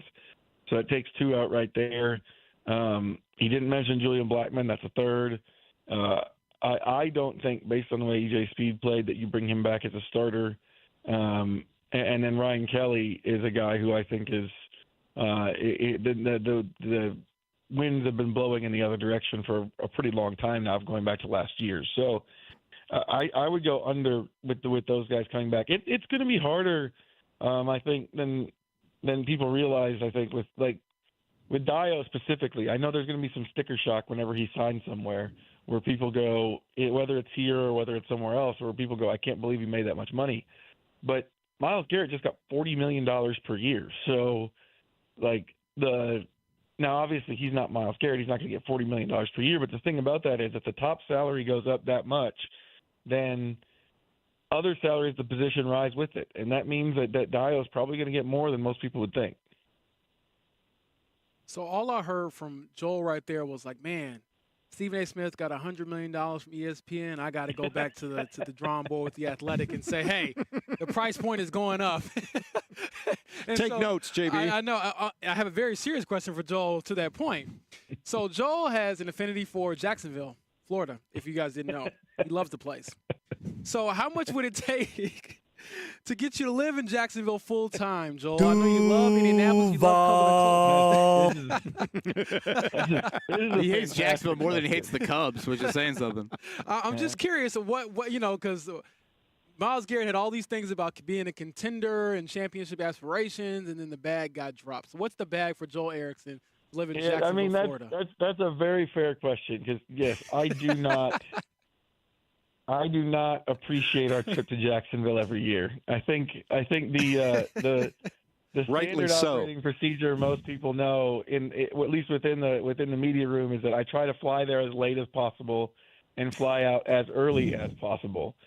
I've had several times where I didn't spend 24 hours there, and those I consider good trips. But all that being said, I'm pretty sure if somebody said, here, you get to come down to this horrible place that we decided to put not even on the beach. We stuck it inland, away from everything. But we need you to cover the Jaguars. And we're going to double your salary. I have a feeling that Mrs. Erickson would start wondering if maybe we were moving down south. And if they tripled it, I think she would be like, I don't care if you don't like living there, we're going. Duval.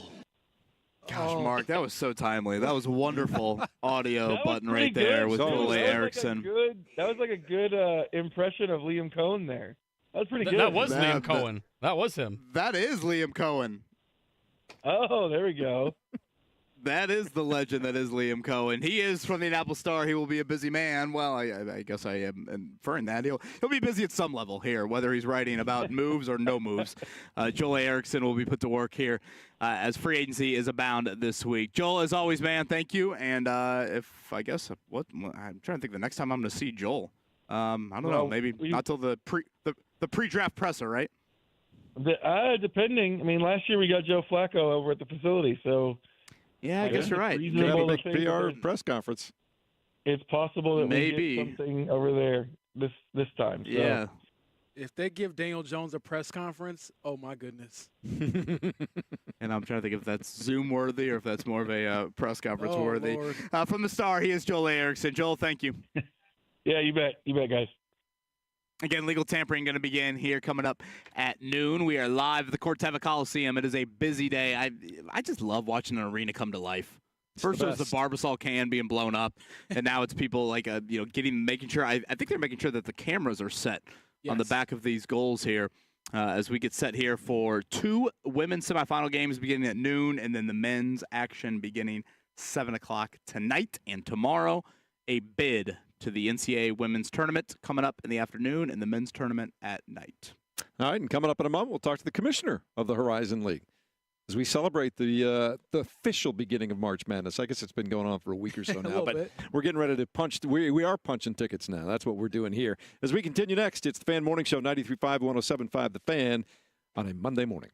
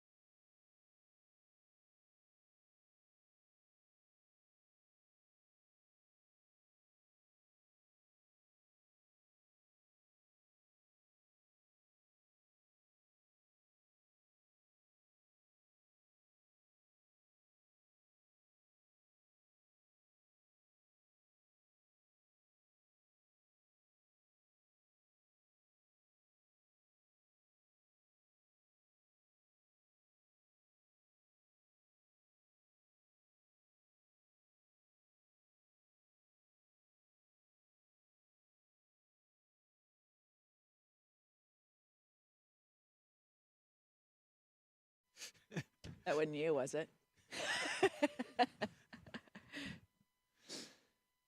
Welcome into the show. If you're just joining us, we've been saying all morning long we're kind of celebrating punching tickets to March Madness here at Cortiva Coliseum, the Horizon League, getting ready for semifinal games between the women and the men all day long today. In fact, Kevin, Oakland's men getting ready to go through their walkthrough today in about 15 minutes here. They're coming out on the court. I want to walk down there and again shake Greg Campy's hand and say thank you from the entire state of Indiana. What you did in last year's tournament, like I said earlier, he should be in the Indiana Basketball Hall of Fame for beating Kentucky from last year. And they're kind of the Cinderella of this. I mean, they are the lone team that had to play, I think, on the first night, and they're still here as the sixth seed. So, again, Robert Morris and them tonight, 7 o'clock. Robert Morris is the 1 seed on the men's side of it. And James, where is Oakland?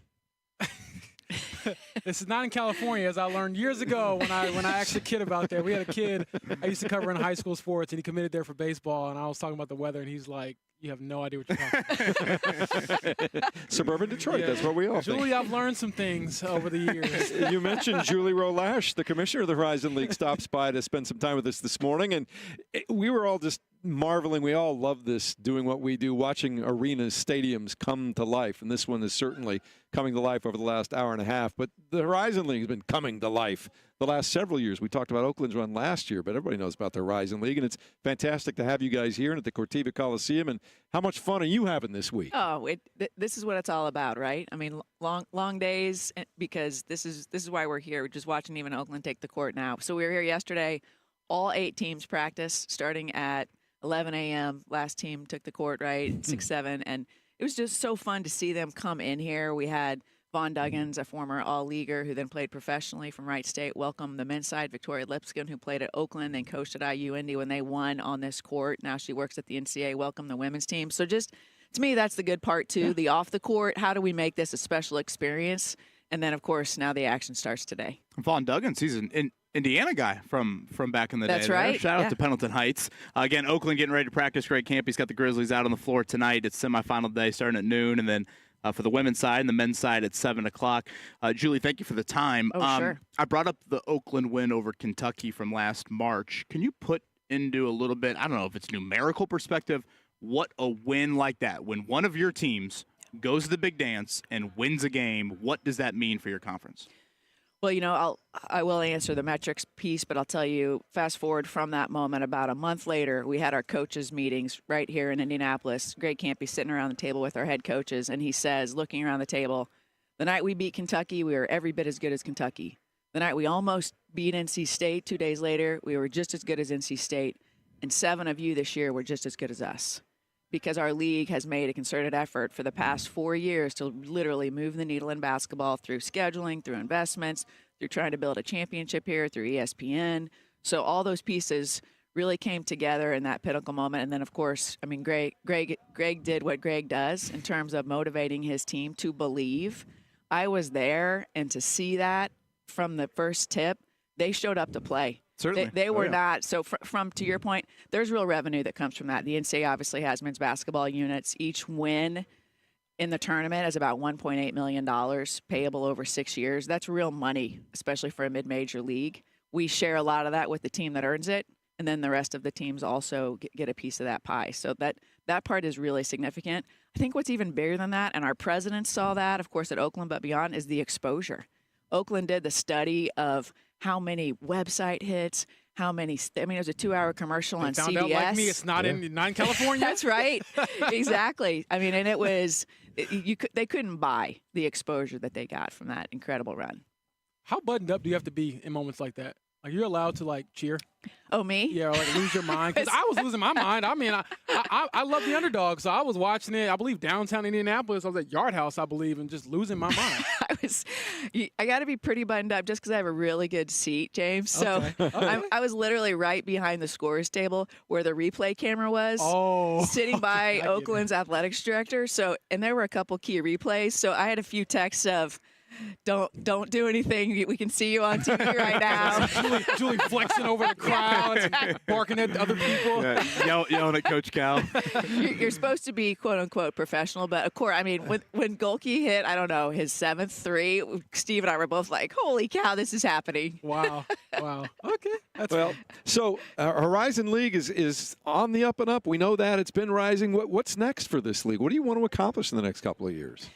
Well, I mean, one on both, and I appreciate you saying that, but on the men's and women's side. So first of all, we just added Northern Illinois University. that's so exciting. talking about more expansion, and that puts us back in Chicago, which is important for a lot of our schools. So they'll start in the fall of 2026. So that gives us a little on-ramping here we're excited about. But I think in terms of what's next is we want to keep pushing. I mean, our goal is to get 4 teams in the top 100 of Division I on the men's and women's side. What does that mean? That means that then when we get a seed path like Oakland last year, if we can make that even 12 or better whenever that NCAA bracket comes out, then we have an even stronger chance to do what Oakland did last year. So that's the part of the return on investment for our schools for athletics. I think the other big thing is, and we're going to be announcing it later today, a little spoiler alert, but our schools are walking up to this House settlement. Yeah. And they are saying we are going to opt in. And that's been a 6-month process. That's not a decision that we walk up to lightly here. But they recognize this is an opportunity for us to take the next step in our commitment towards basketball. It's Julie Rowe-Lash. We're live here at the Corteva Coliseum. It is Horizon League semifinal day today. Finals going on tomorrow. You can maybe hear in the background Greg Campy and his Oakland Grizzlies on the floor going through a walkthrough. They'll play at 7 o'clock tonight. Julie, tournament expansion from a basketball standpoint has been a popular topic. On the women's side in your conference, Green Bay has had a very nice history here. I don't know if there's maybe been a men's program that's been as dominant as Green Bay has, but I'm curious from a mid-major level, tournament expansion is a good thing for you guys or a bad thing? I like the tournament the way it is. If I had a, hey, yes or no, I've talked a lot with Dan Gavitt, who's the senior vice president of men's basketball at the NCAA, as well as Lynn Holzman, who's leading it on the women's side. I serve on the Women's Basketball Oversight Committee, where we've had preliminary conversations at the national level.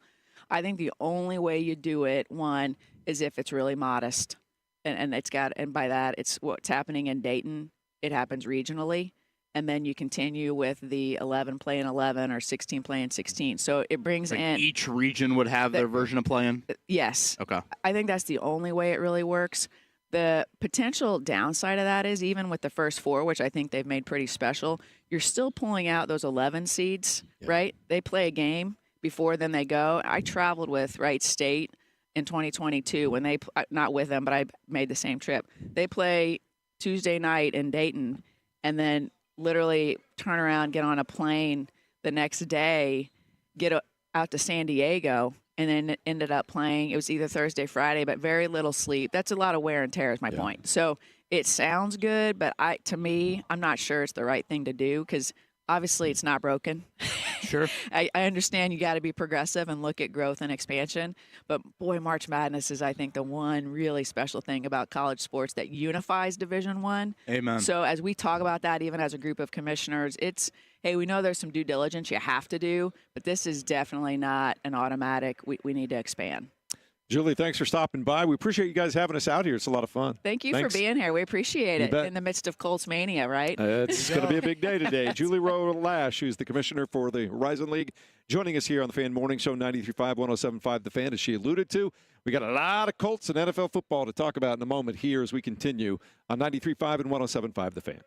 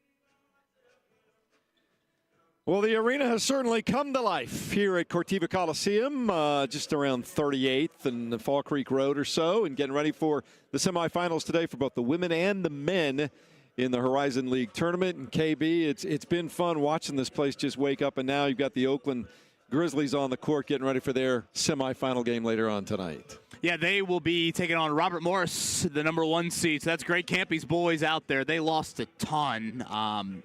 He was on with us back at Media Day, just below us here at the Corteva Coliseum, and he said, Trey Townsend, their best player from last year's tournament run, not named Jack Golke, he said to him, wow, you can go play for Arizona and make more money than I make as a head coach. You got to do it. And he lost their best 3 players. He said that NIL was well north of $1 million. So 11 new guys. They play kind of a funky little matchup zone that could have another March run in them. So, again, they'll get the 1 seed tonight, Robert Morris, and the finals will be tomorrow. We will punch a bid here, men's and women's. Yeah, I'm listening to the music right now. I don't know if Jeff or you even know who Rod Wave is. This is on my playlist. This is what I listen to waking up in the morning to get me going. So you're good. I'm looking at this right now, though, in all seriousness. And you hear all the players talk about it when their seasons inevitably come to an end. These moments, taking the trips, waking up early, getting the walkthroughs in, those are the stuff that they remember, sometimes even a little bit more than the games themselves. So it's kind of cool to see those moments kind of unfold in real time. And KB, the day for us really centered on the Indianapolis Colts NFL tampering period. A lot of have agreed to terms statements coming by the end of the day. And if you listen to Chris Ballard and what he's been telling us over the last month and a half since the end of the season, the Colts are going to be players. Do we believe that? Gosh, it's such a great question. I don't know. I mean, obviously the long sigh is just PTSD from, I'd have to go back and think back to how many times they have signed a guy. And again, when you say sign, today you mean agree to terms. When they reach a deal with somebody on this day of free agency, maybe Danico Autry was the day of free agency if I go way back. I can't recall many times they have had somebody on this day. Hell, maybe Matt Gay was one of them. So we're just not used to it. Again, the words are different. I will stand by that. We can play audio clips side by side if you need us to. We played a clip a little bit earlier. But I will say this, as much as the words are different, I still think the math is kind of hard to come by. And we did this exercise a little bit last week, even with the $41 million in cap space. If you start, hey, Will Fries, here's $15 million. Hey, Daniel Jones, here's 10. Boom, that's 25, you're 41. Okay, what's the other 16 going to? Typically, the Colts operate in a manner where they like to keep 6 or 7 for draft picks, and once they get into the season as well. Okay, does that only leave 8 or 9 for the rest of the offseason? And can you imagine all they do is bring back Will Fries and sign Daniel Jones? So that's where, James, I sit here still, less than 3 hours away from it beginning. What is going to happen with Braden Smith? That is a $19 million cap hit. That, to me, seems like a no-brainer, that has to be restructured. If not, you just say bye to him. And, again, if you say bye to him, that is a quality player walking out the door. I don't want to knock Braden Smith for his level of play. But you drafted a right tackle in round 3. This is a guy that clearly was dealing with a personal issue. Is retirement something that is, on the horizon for him? That is such a massive puzzle piece to this offseason. So, James, I think before anything else happens, I almost need to know clarity on Braden Smith and that financial component for him before they move forward. Yes, and I love how KB slipped in the Horizon here at the Horizon League. He's already a veteran move. I was about to say, man, that was pretty nice. I got to give Sometimes better be lucky than good, right? You meant to do that, Kevin.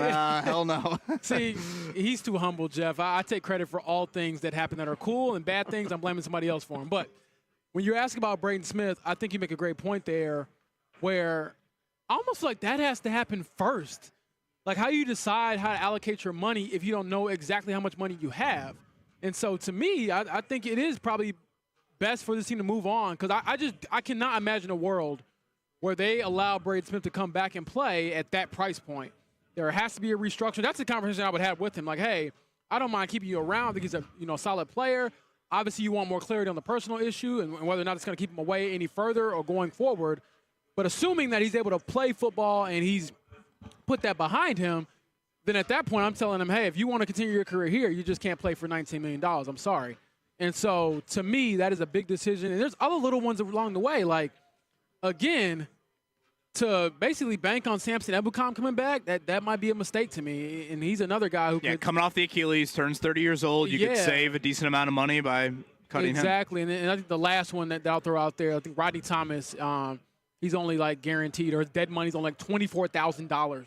That's not a typo, $24,000 versus saving $3 million for a safety you don't play. So I think they have to figure out some of their, potential cap cuts first, and then go from there as far as free agency decisions. I was going to ask you, Kevin, are you surprised that, unlike some other teams you've seen over the last week or so, especially over the last 72 hours, that the Colts haven't done a lot of getting ready for this week? Man. The Braden Smith, yes. Outside of that, no. I mean, Raekwon Davis is a no-brainer. They cut him late last week. That opened up, $7 million. That was obvious. But even their I don't stand on the table for any of these guys to re-sign. So do you really need to re-sign any of them? I mean, some people would say Will Fries, but I don't look at your in-house free agents and think any of them deserve that level of status. So I'm not as I get that there are people looking around the NFL. They're like, wait, why aren't the Colts even re-signing some of their own? It's like, well, are any of them of that status level, if you will? And James, I'll ask you the same question I just asked Joel Erickson. 7 starters about to hit free agency. Will Fries, Ryan Kelly, Mo Alley Cox, Kylan Granson, Dayo Dengbo, EJ Speed, Julian Blackmon. Of those 7, if I set the over-under at 2.5 to bring back, where would you go? Under. And I'm probably going to go with 1, Will Fries. And everybody else walks? Out of the ones you named. Is the Alley Cox one, Chris Ballard has lauded his ability to block? Yeah, you know what? I actually do think that there's a world where he could get brought back. Now, again, let me be very clear. Much cheaper deal than he just played on. Much cheaper deal, and also you go out and get another tight end that's more of the receiving component, whether it's via the draft or free agency. But in this world, I would imagine if you retain Mo Cox, you're probably drafting a tight end. Right. Let me be very clear. Yes. If you were to bring him back, yes, as James points out, you would need to make a high investment in the draft. The other thing I am interested in is competition was a big buzzword from Ballard back in January. Okay, what does competition mean? That means head-to-head position battles, right? I mean, should be that every year, shouldn't it? Right, but if you're letting all these guys walk, does that mean just all the free agents get the starting jobs with no competition? That's where I think competition is difficult to define. We loved it last year when it was Alec Pierce versus A.D. Mitchell. 2 former second-round picks, boom. Even Nick Cross had a little bit of that at safety. Yeah. Well, if you're going to and again, I'm not disagreeing with James because, again, this is more of a math issue than anything. But if you're letting E.J. Speed walk, Julian Blackmon walk, again, whatever, Will Fries potentially walk.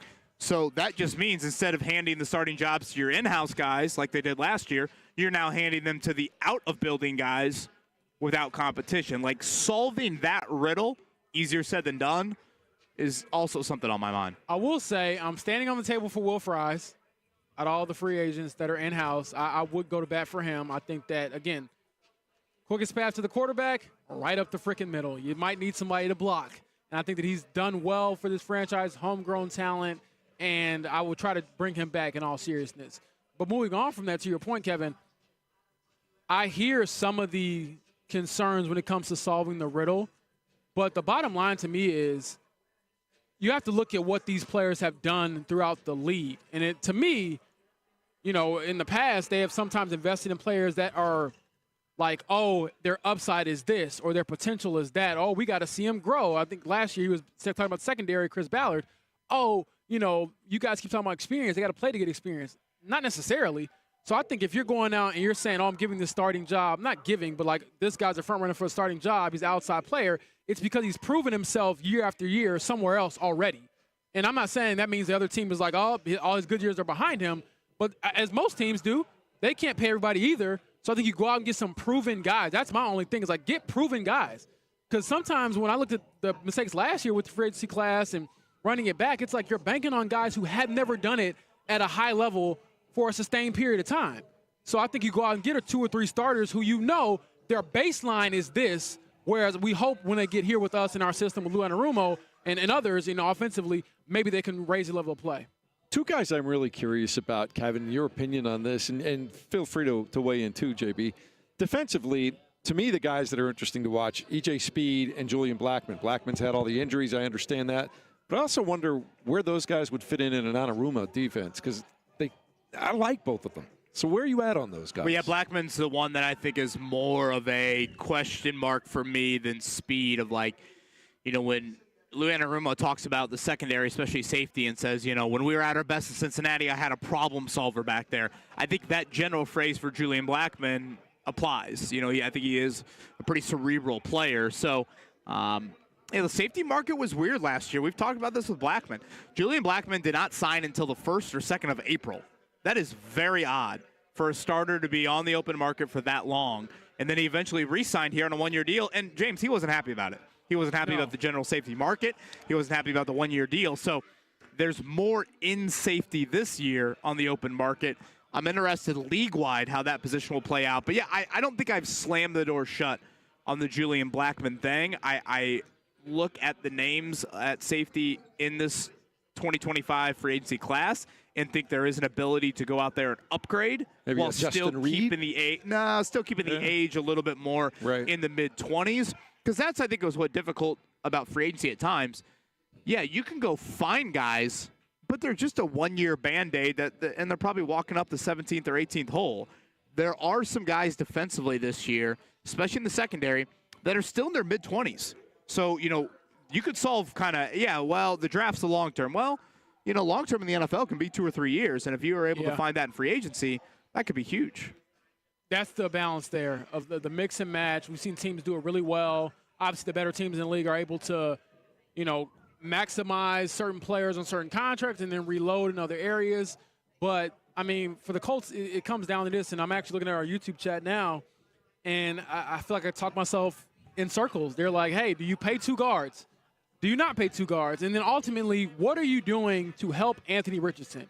I think that answers a lot of at least my offensive questions as far as free agency moves, because I'm like, look, I understand Will Fries might not be the sexy pick or he might not be the sexy payday guy, but if that means paying him helps the main guy, and if the plan is to ultimately for Anthony Richardson to work out here, then what are you doing to help him? And I don't know if letting his right guard walk out the door is helping him because, again, as much as we overlook these things, and honestly, as a writer, I'll admit it myself, I rarely talk about the offensive line until they're playing bad. And I'm like, oh, this is a huge issue. Right, and last year the passing offense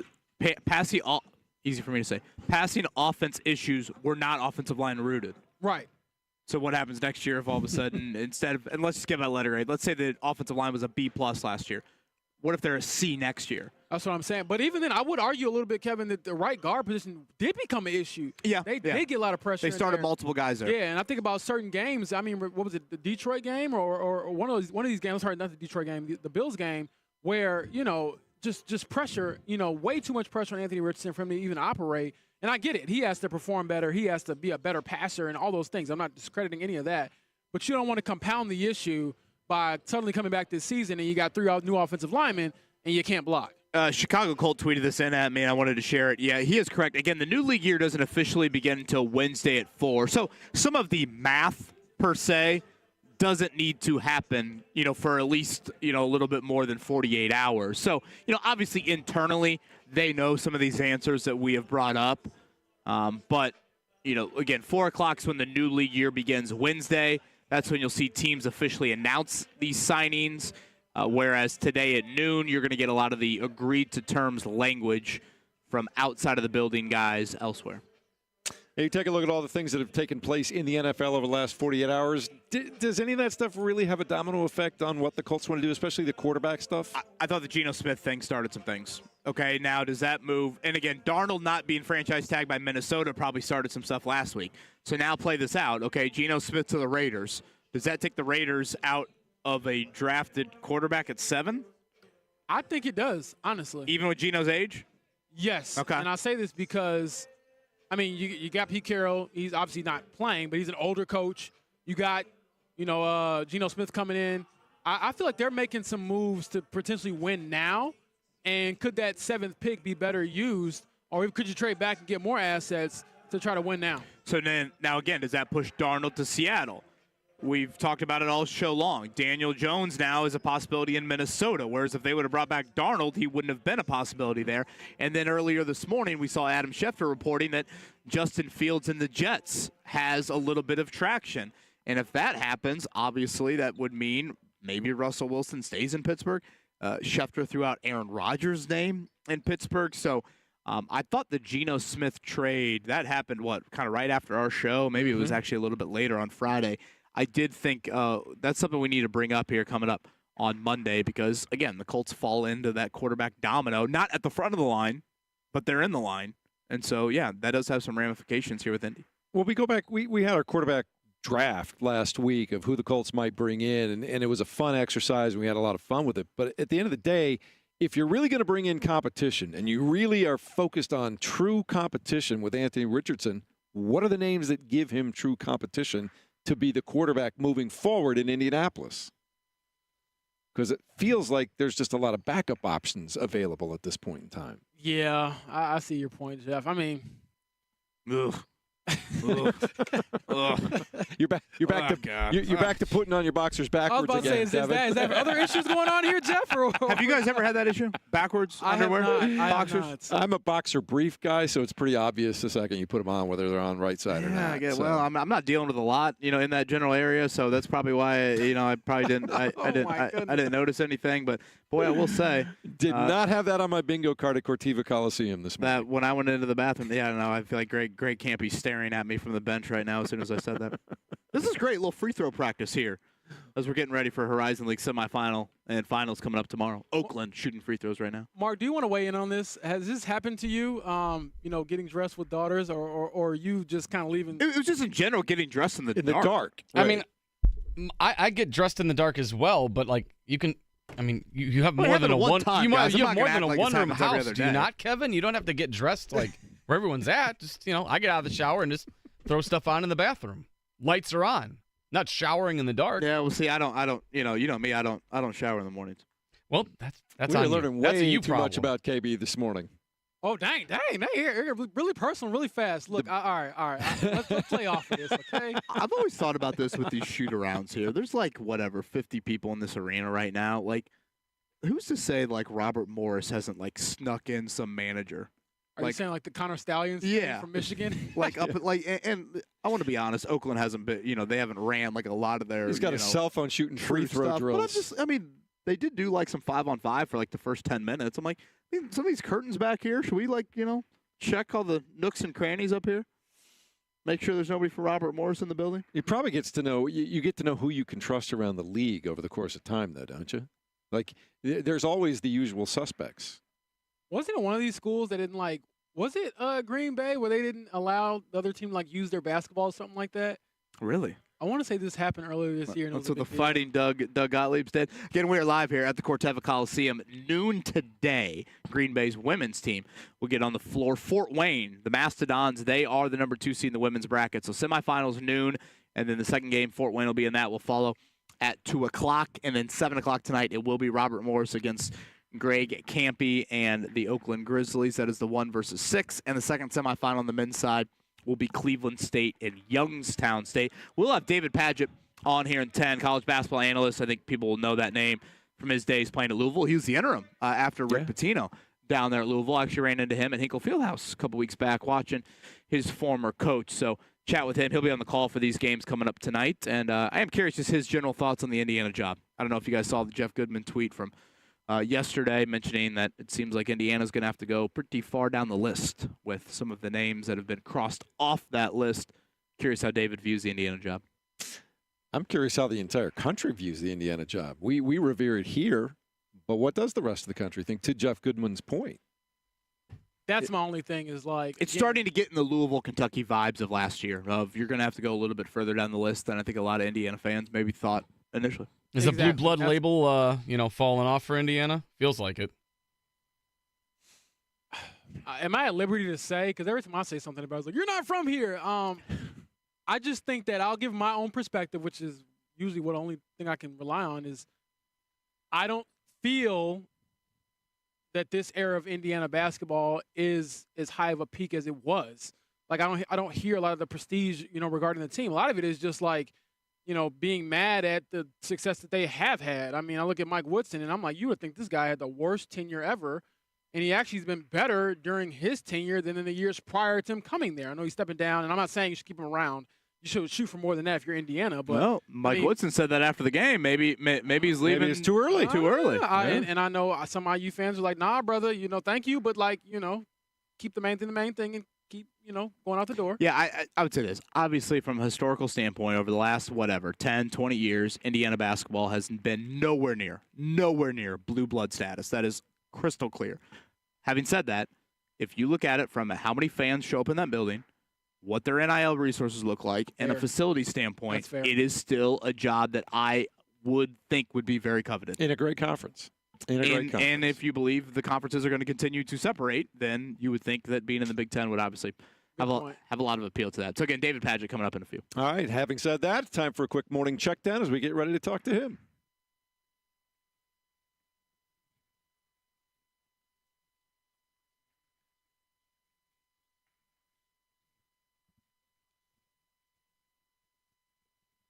NFL legal tampering starts a little bit later on today. Do you expect some news coming from West 56th, Kevin Bowen? Sure. I'll say they get one agreed to terms here by the end of the day. James? I'm going to say no, just to be opposite of Kevin, so we can be rivals. All right, that takes place later on today. A couple of big moves in the NFL over the last 24 hours. Myles Garrett re-signs with Cleveland. $40 million per season, the highest paid non-quarterback now in the National Football League. I guess Cleveland wasn't so bad after all, KB. Well, yeah, certainly he got his wish there from a money standpoint. I'm curious what it means for Trey Hendrickson. I obviously don't expect Trey Hendrickson to be in the $40 million range, more in the, 30-ish. But, what does that look like when it's all said and done for Trey Hendrickson? And are the Colts involved at all with that? All I'm saying is they say money can't buy happiness, but good Lord, that amount of money can make it pretty darn close. Big Ten college basketball season came to a regular season conclusion yesterday.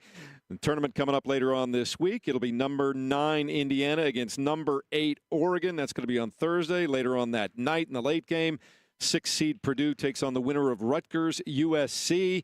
Is Indiana in one way or the other, KB, or do they wait and see what happens with a lot of these other conferences? Yeah, I still think they are in. I was surprised C. Joe Lenardi only had them as Team 64, though, basically meaning if there's some bid stealing that occurs, Indiana could be a lot closer to the bubble than I think I thought they would be.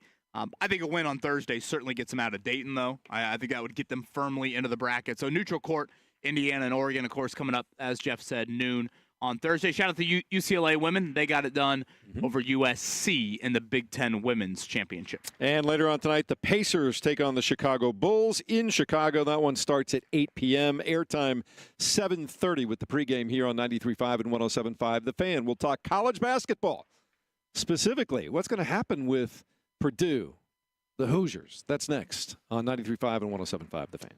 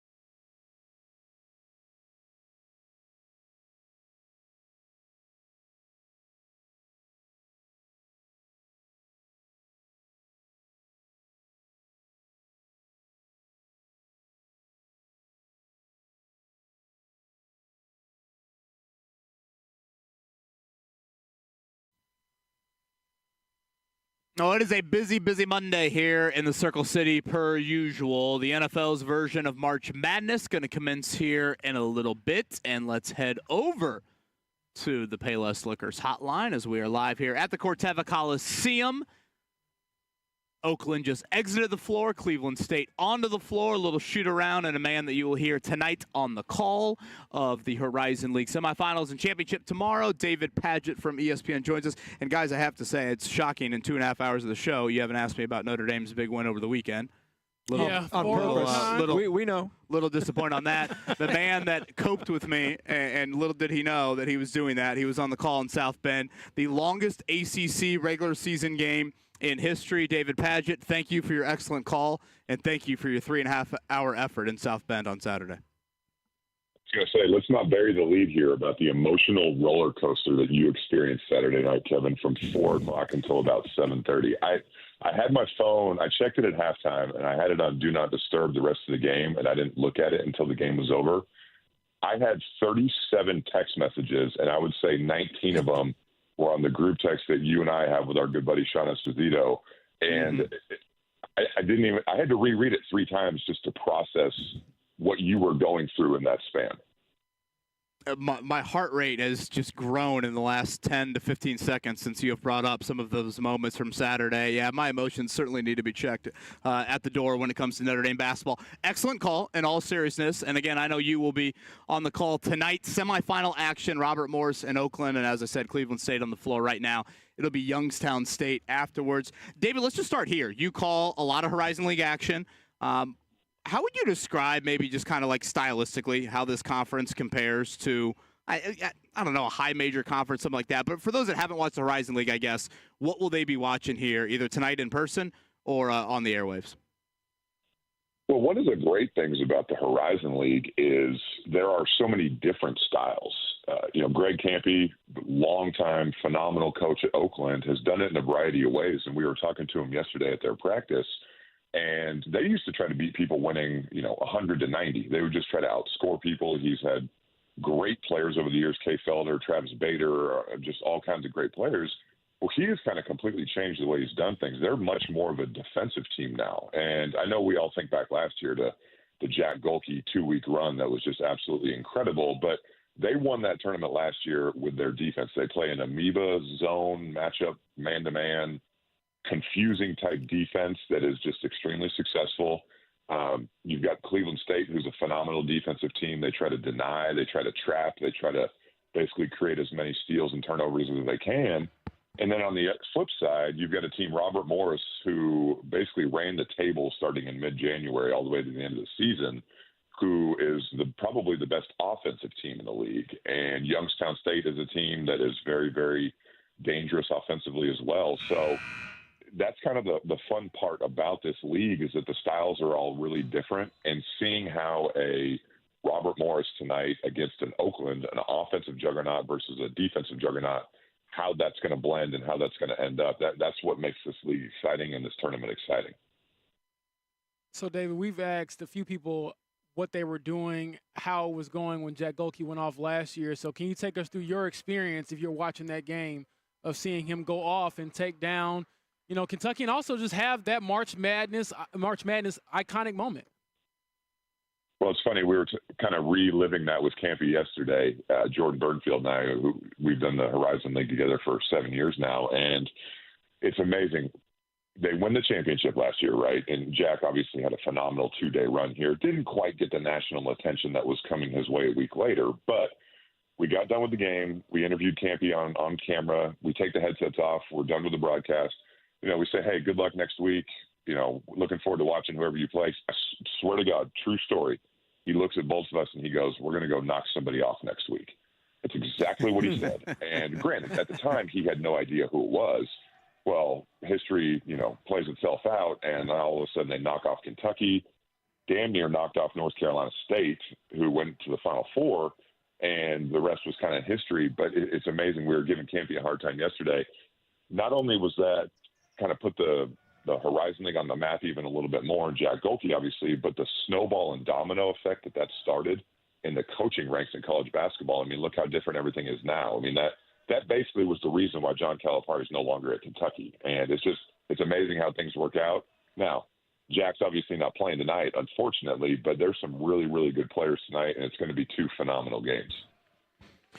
He's a great dude. He's a great coach, great golfer. He's a great analyst. You'll hear him on the call coming up tonight. David Padgett with us here on the Payless Liquors Hotline. David, I want to shift gears a little bit. I ran into you at Hinkle a couple weeks ago watching Rick Pitino, certainly your former coach, and you've been on his staff. And, when you think about their success, and he was asked about the Indiana job a couple weeks ago, I thought I'd bring this up to you because you obviously watched the Louisville search unfold, in your own backyard this past year.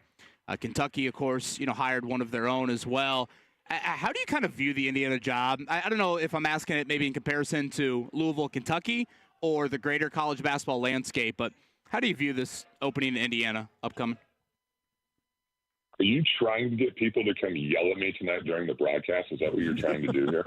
He sets everyone up like this. Yeah, welcome to the party, David. Yeah, I was going to say, I'll probably be, sitting behind you tonight throwing some things at you, but I figure, you know what? Any Indiana fans that are in the building tonight, maybe they're going to have a few choice words for the Louisville man.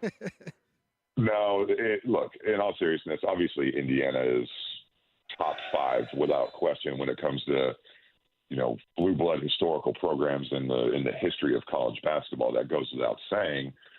And I have no inside information on anything. I've always just followed Indiana from afar, being, just 2 hours away down in Louisville. But, it's interesting. And I was just talking to somebody about this yesterday. If you just do kind of like the blind resume test that we do for the NCAA tournament, should a team be in, should a team be out, and take the name out? Well, if you look at kind of let's take 2 out of the last 3 coaches at Indiana. Let's take Mike Woodson, which he's been here. This is his 4th year now, I believe. And let's take Tom Crean during his run here. Obviously, it's apples to oranges, but just look at a blind resume standpoint. Okay, Mike Woodson's been to 2 NCAA tournaments out of the 4 years he's been here. Probably will make one again this year, so it could be 3 out of 4. Tom Crean went to 4 NCAA tournaments, 3 of which were Sweet 16s. If you take the word Indiana out of it, I think a lot of schools would like to have that kind of success.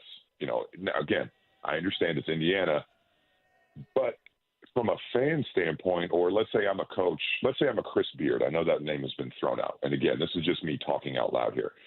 If you're Chris Beard, do you want to come to a place like that where a coach, short of making the Final Four every year, if not every couple of years, is going to get run out of town after 3 or 4 seasons, versus a place where he is now, as great as the SEC has been this year in basketball, the SEC will always be a football league.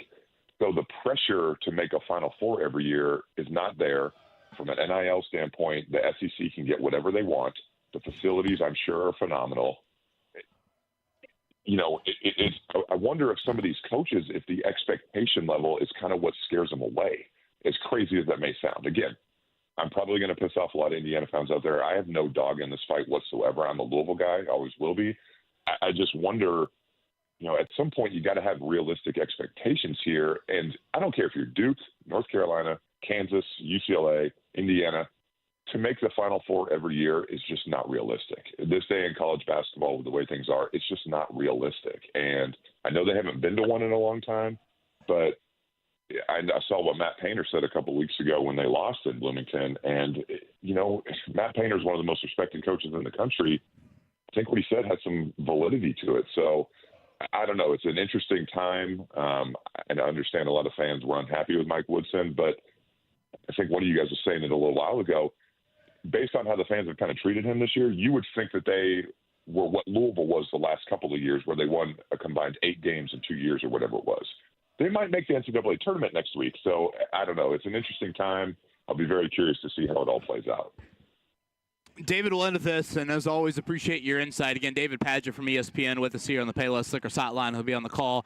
Horizon League action coming up tonight and tomorrow from right here at the Corteva Coliseum. If I gave you the SEC or I gave you the field to win it all, you would take which? I would probably take the SEC just based on the number of teams that they're going to get in and number of top 10 teams that they have. The team that I think a lot of people are quote unquote sleeping on, if that's even possible because they're ranked in the top 5, is Florida. Auburn obviously has gotten a lot of attention. Alabama's gotten a lot of attention, had a great win at Auburn the other day. Tennessee's gotten a lot of attention, rightfully so. Rick Barnes is phenomenal. Florida has kind of flown under the radar, as crazy as that sounds. So just based on the numbers, I would say I would take the SEC, but I'm biased. Don't rule out the Johnnies up in New York. You know, they're a team that could get knocked out in the first round, but they're also a team that can make it all the way to the finals because they make it so hard for you to score against them. And every year we see the team that plays really good defense is usually going to go a long way. So to answer your question, I would take the SEC based on the numbers, but you know, there are a handful of teams out there that are pretty darn good, and Duke is another one. I know nobody that's not a Duke fan likes to hear that, but Duke is a phenomenal team this year because of how good they are defensively. He was on the call of the game of the year in college basketball on Saturday. It was my Irish getting it done over the Cal Bears. David Padgett, it was a beautiful call. Your effort was tremendous throughout all 4 overtimes. I hope you've rested and you're ready to go for tonight. Well, I appreciate you guys having me on. I can't wait to jump back on, KB, so we can talk a little bit more in depth about Colts free agency and what the hell we're doing. So, you know, that's been the whole show besides this. That is the great voice of David Padgett right there on the Payless Liquors hotline. Him and Jordan do a great job with Horizon League games. So, again, they'll be on the call tonight and then coming up tomorrow as we will send a team to the NCAA tournament from right here at the Corteva Coliseum. Speaking of Colts free agency, we'll round it out. Our final thoughts on what today and this week could hold for the Colts. We'll give that next here. Fan Morning Show live at the State Fairgrounds.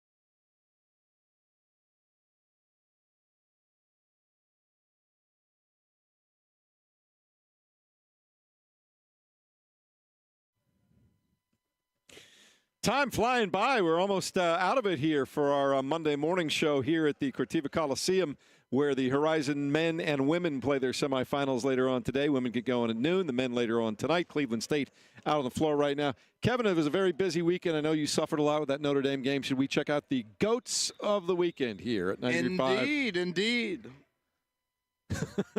There you go, right there. 93.5. Here's Michael at the foul line. A shot on Elo. Good! That's what I'm talking about! That's why he's MVP! That's why he's the GOAT! The GOAT! Or GOAT.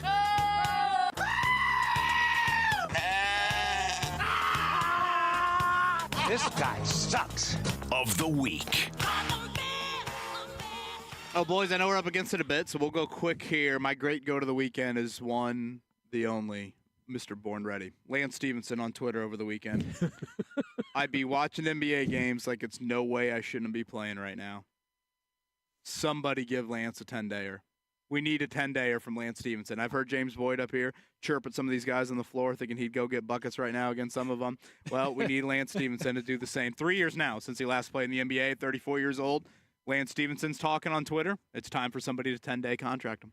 That's my great go to the weekend. My great go to the weekend will be Luke Ertl, Purdue commit from Mount Vernon, scored 36. He hit one from Mount Vernon there to send an OT, didn't he? Yes. Had a bunch of huge shots. Outdueled Braylon Mullins of Greenfield Central, probably the Mr. Basketball of the Year. He had 38. One of the best high school games I've ever seen in my life. My favorite this past weekend, the shot by Trey Galloway. His team is down. Who knows if they're going to be in, on the bubble, whatever. It's senior day. He's been there for a while. We know the career arc and everything. I was just so happy for not only Indiana, but also I want Mike Woodson to go out on a nice note as well. But what a great, just stones shot by Galloway. Pure, perfect, doesn't get any better than that. Being selfish as a young parent, my negative goat would be daylight savings time. I'm looking outside. I'm thinking, how the hell is it still only 8 o'clock last night? And Max Bone and Rosie Bone looked at me and they cackled. So daylight savings time, 1 for the young kids, 0 for the adults. I know I'll be happy when golf season rolls around, but right now I'm not happy.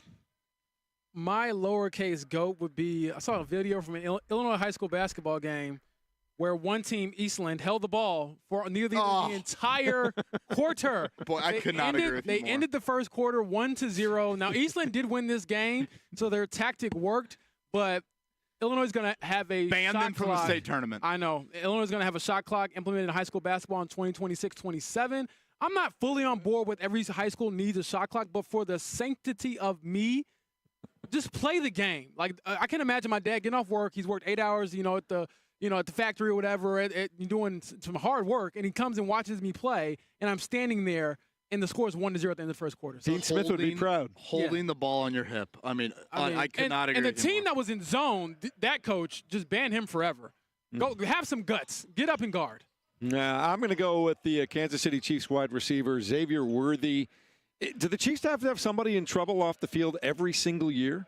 They lead the NFL in the bottom ticker, right? It's got to be.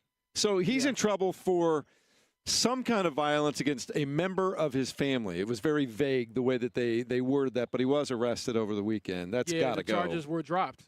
Just to put that out there as well. And actually, the lowercase goat has to be Pascal Siakam, what we just saw. Yeah, I forgot about that one. What was going on there? You're down 3. You got to shoot a 3. Yeah, end of the game against the Hawks, he just walks in for the layup with like 0.5 seconds to go. So I know we're up against a little bit. Let's make sure we hit the Jiffy Lube stat of the day. Today's show is coming to you from, obviously, the Corteva Coliseum, hosted the semis and the finals of the Horizon League men's tournament each of the last 6 years since the inception of the Horizon League tournament in 1980. This building, again, Corteva Coliseum, is the 5th different arena in the state to host the championship game. The first final in 1980 was down in Roberts Stadium, iconic venue down there at Evansville. Market Square Arena also held it, and the Hinkle Fieldhouse also held it, of course, and the ARC in Valpo. So they did do on campus there for a while.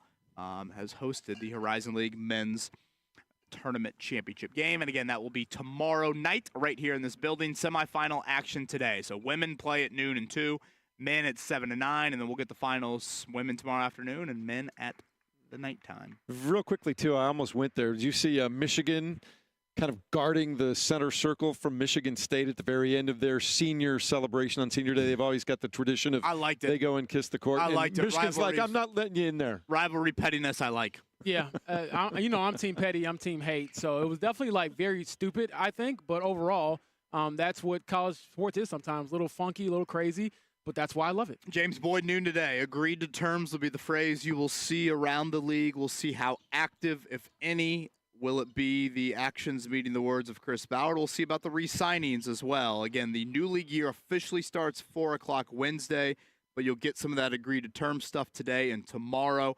The Colts have typically sat this portion of free agency out. We'll see if it's different. All right. See. Guys, great job. It was a lot of fun Cam, today. thank you on site. Mark Dykton, thank you as well. Mark Dykton is the man. Cam did a great job getting us set and ready to go today. Horizon League has the women's and men's semifinals here at Corteva Coliseum. Thanks for them hosting us all today. Have yourselves a great day here on 93.5 and 107.5 The Fan.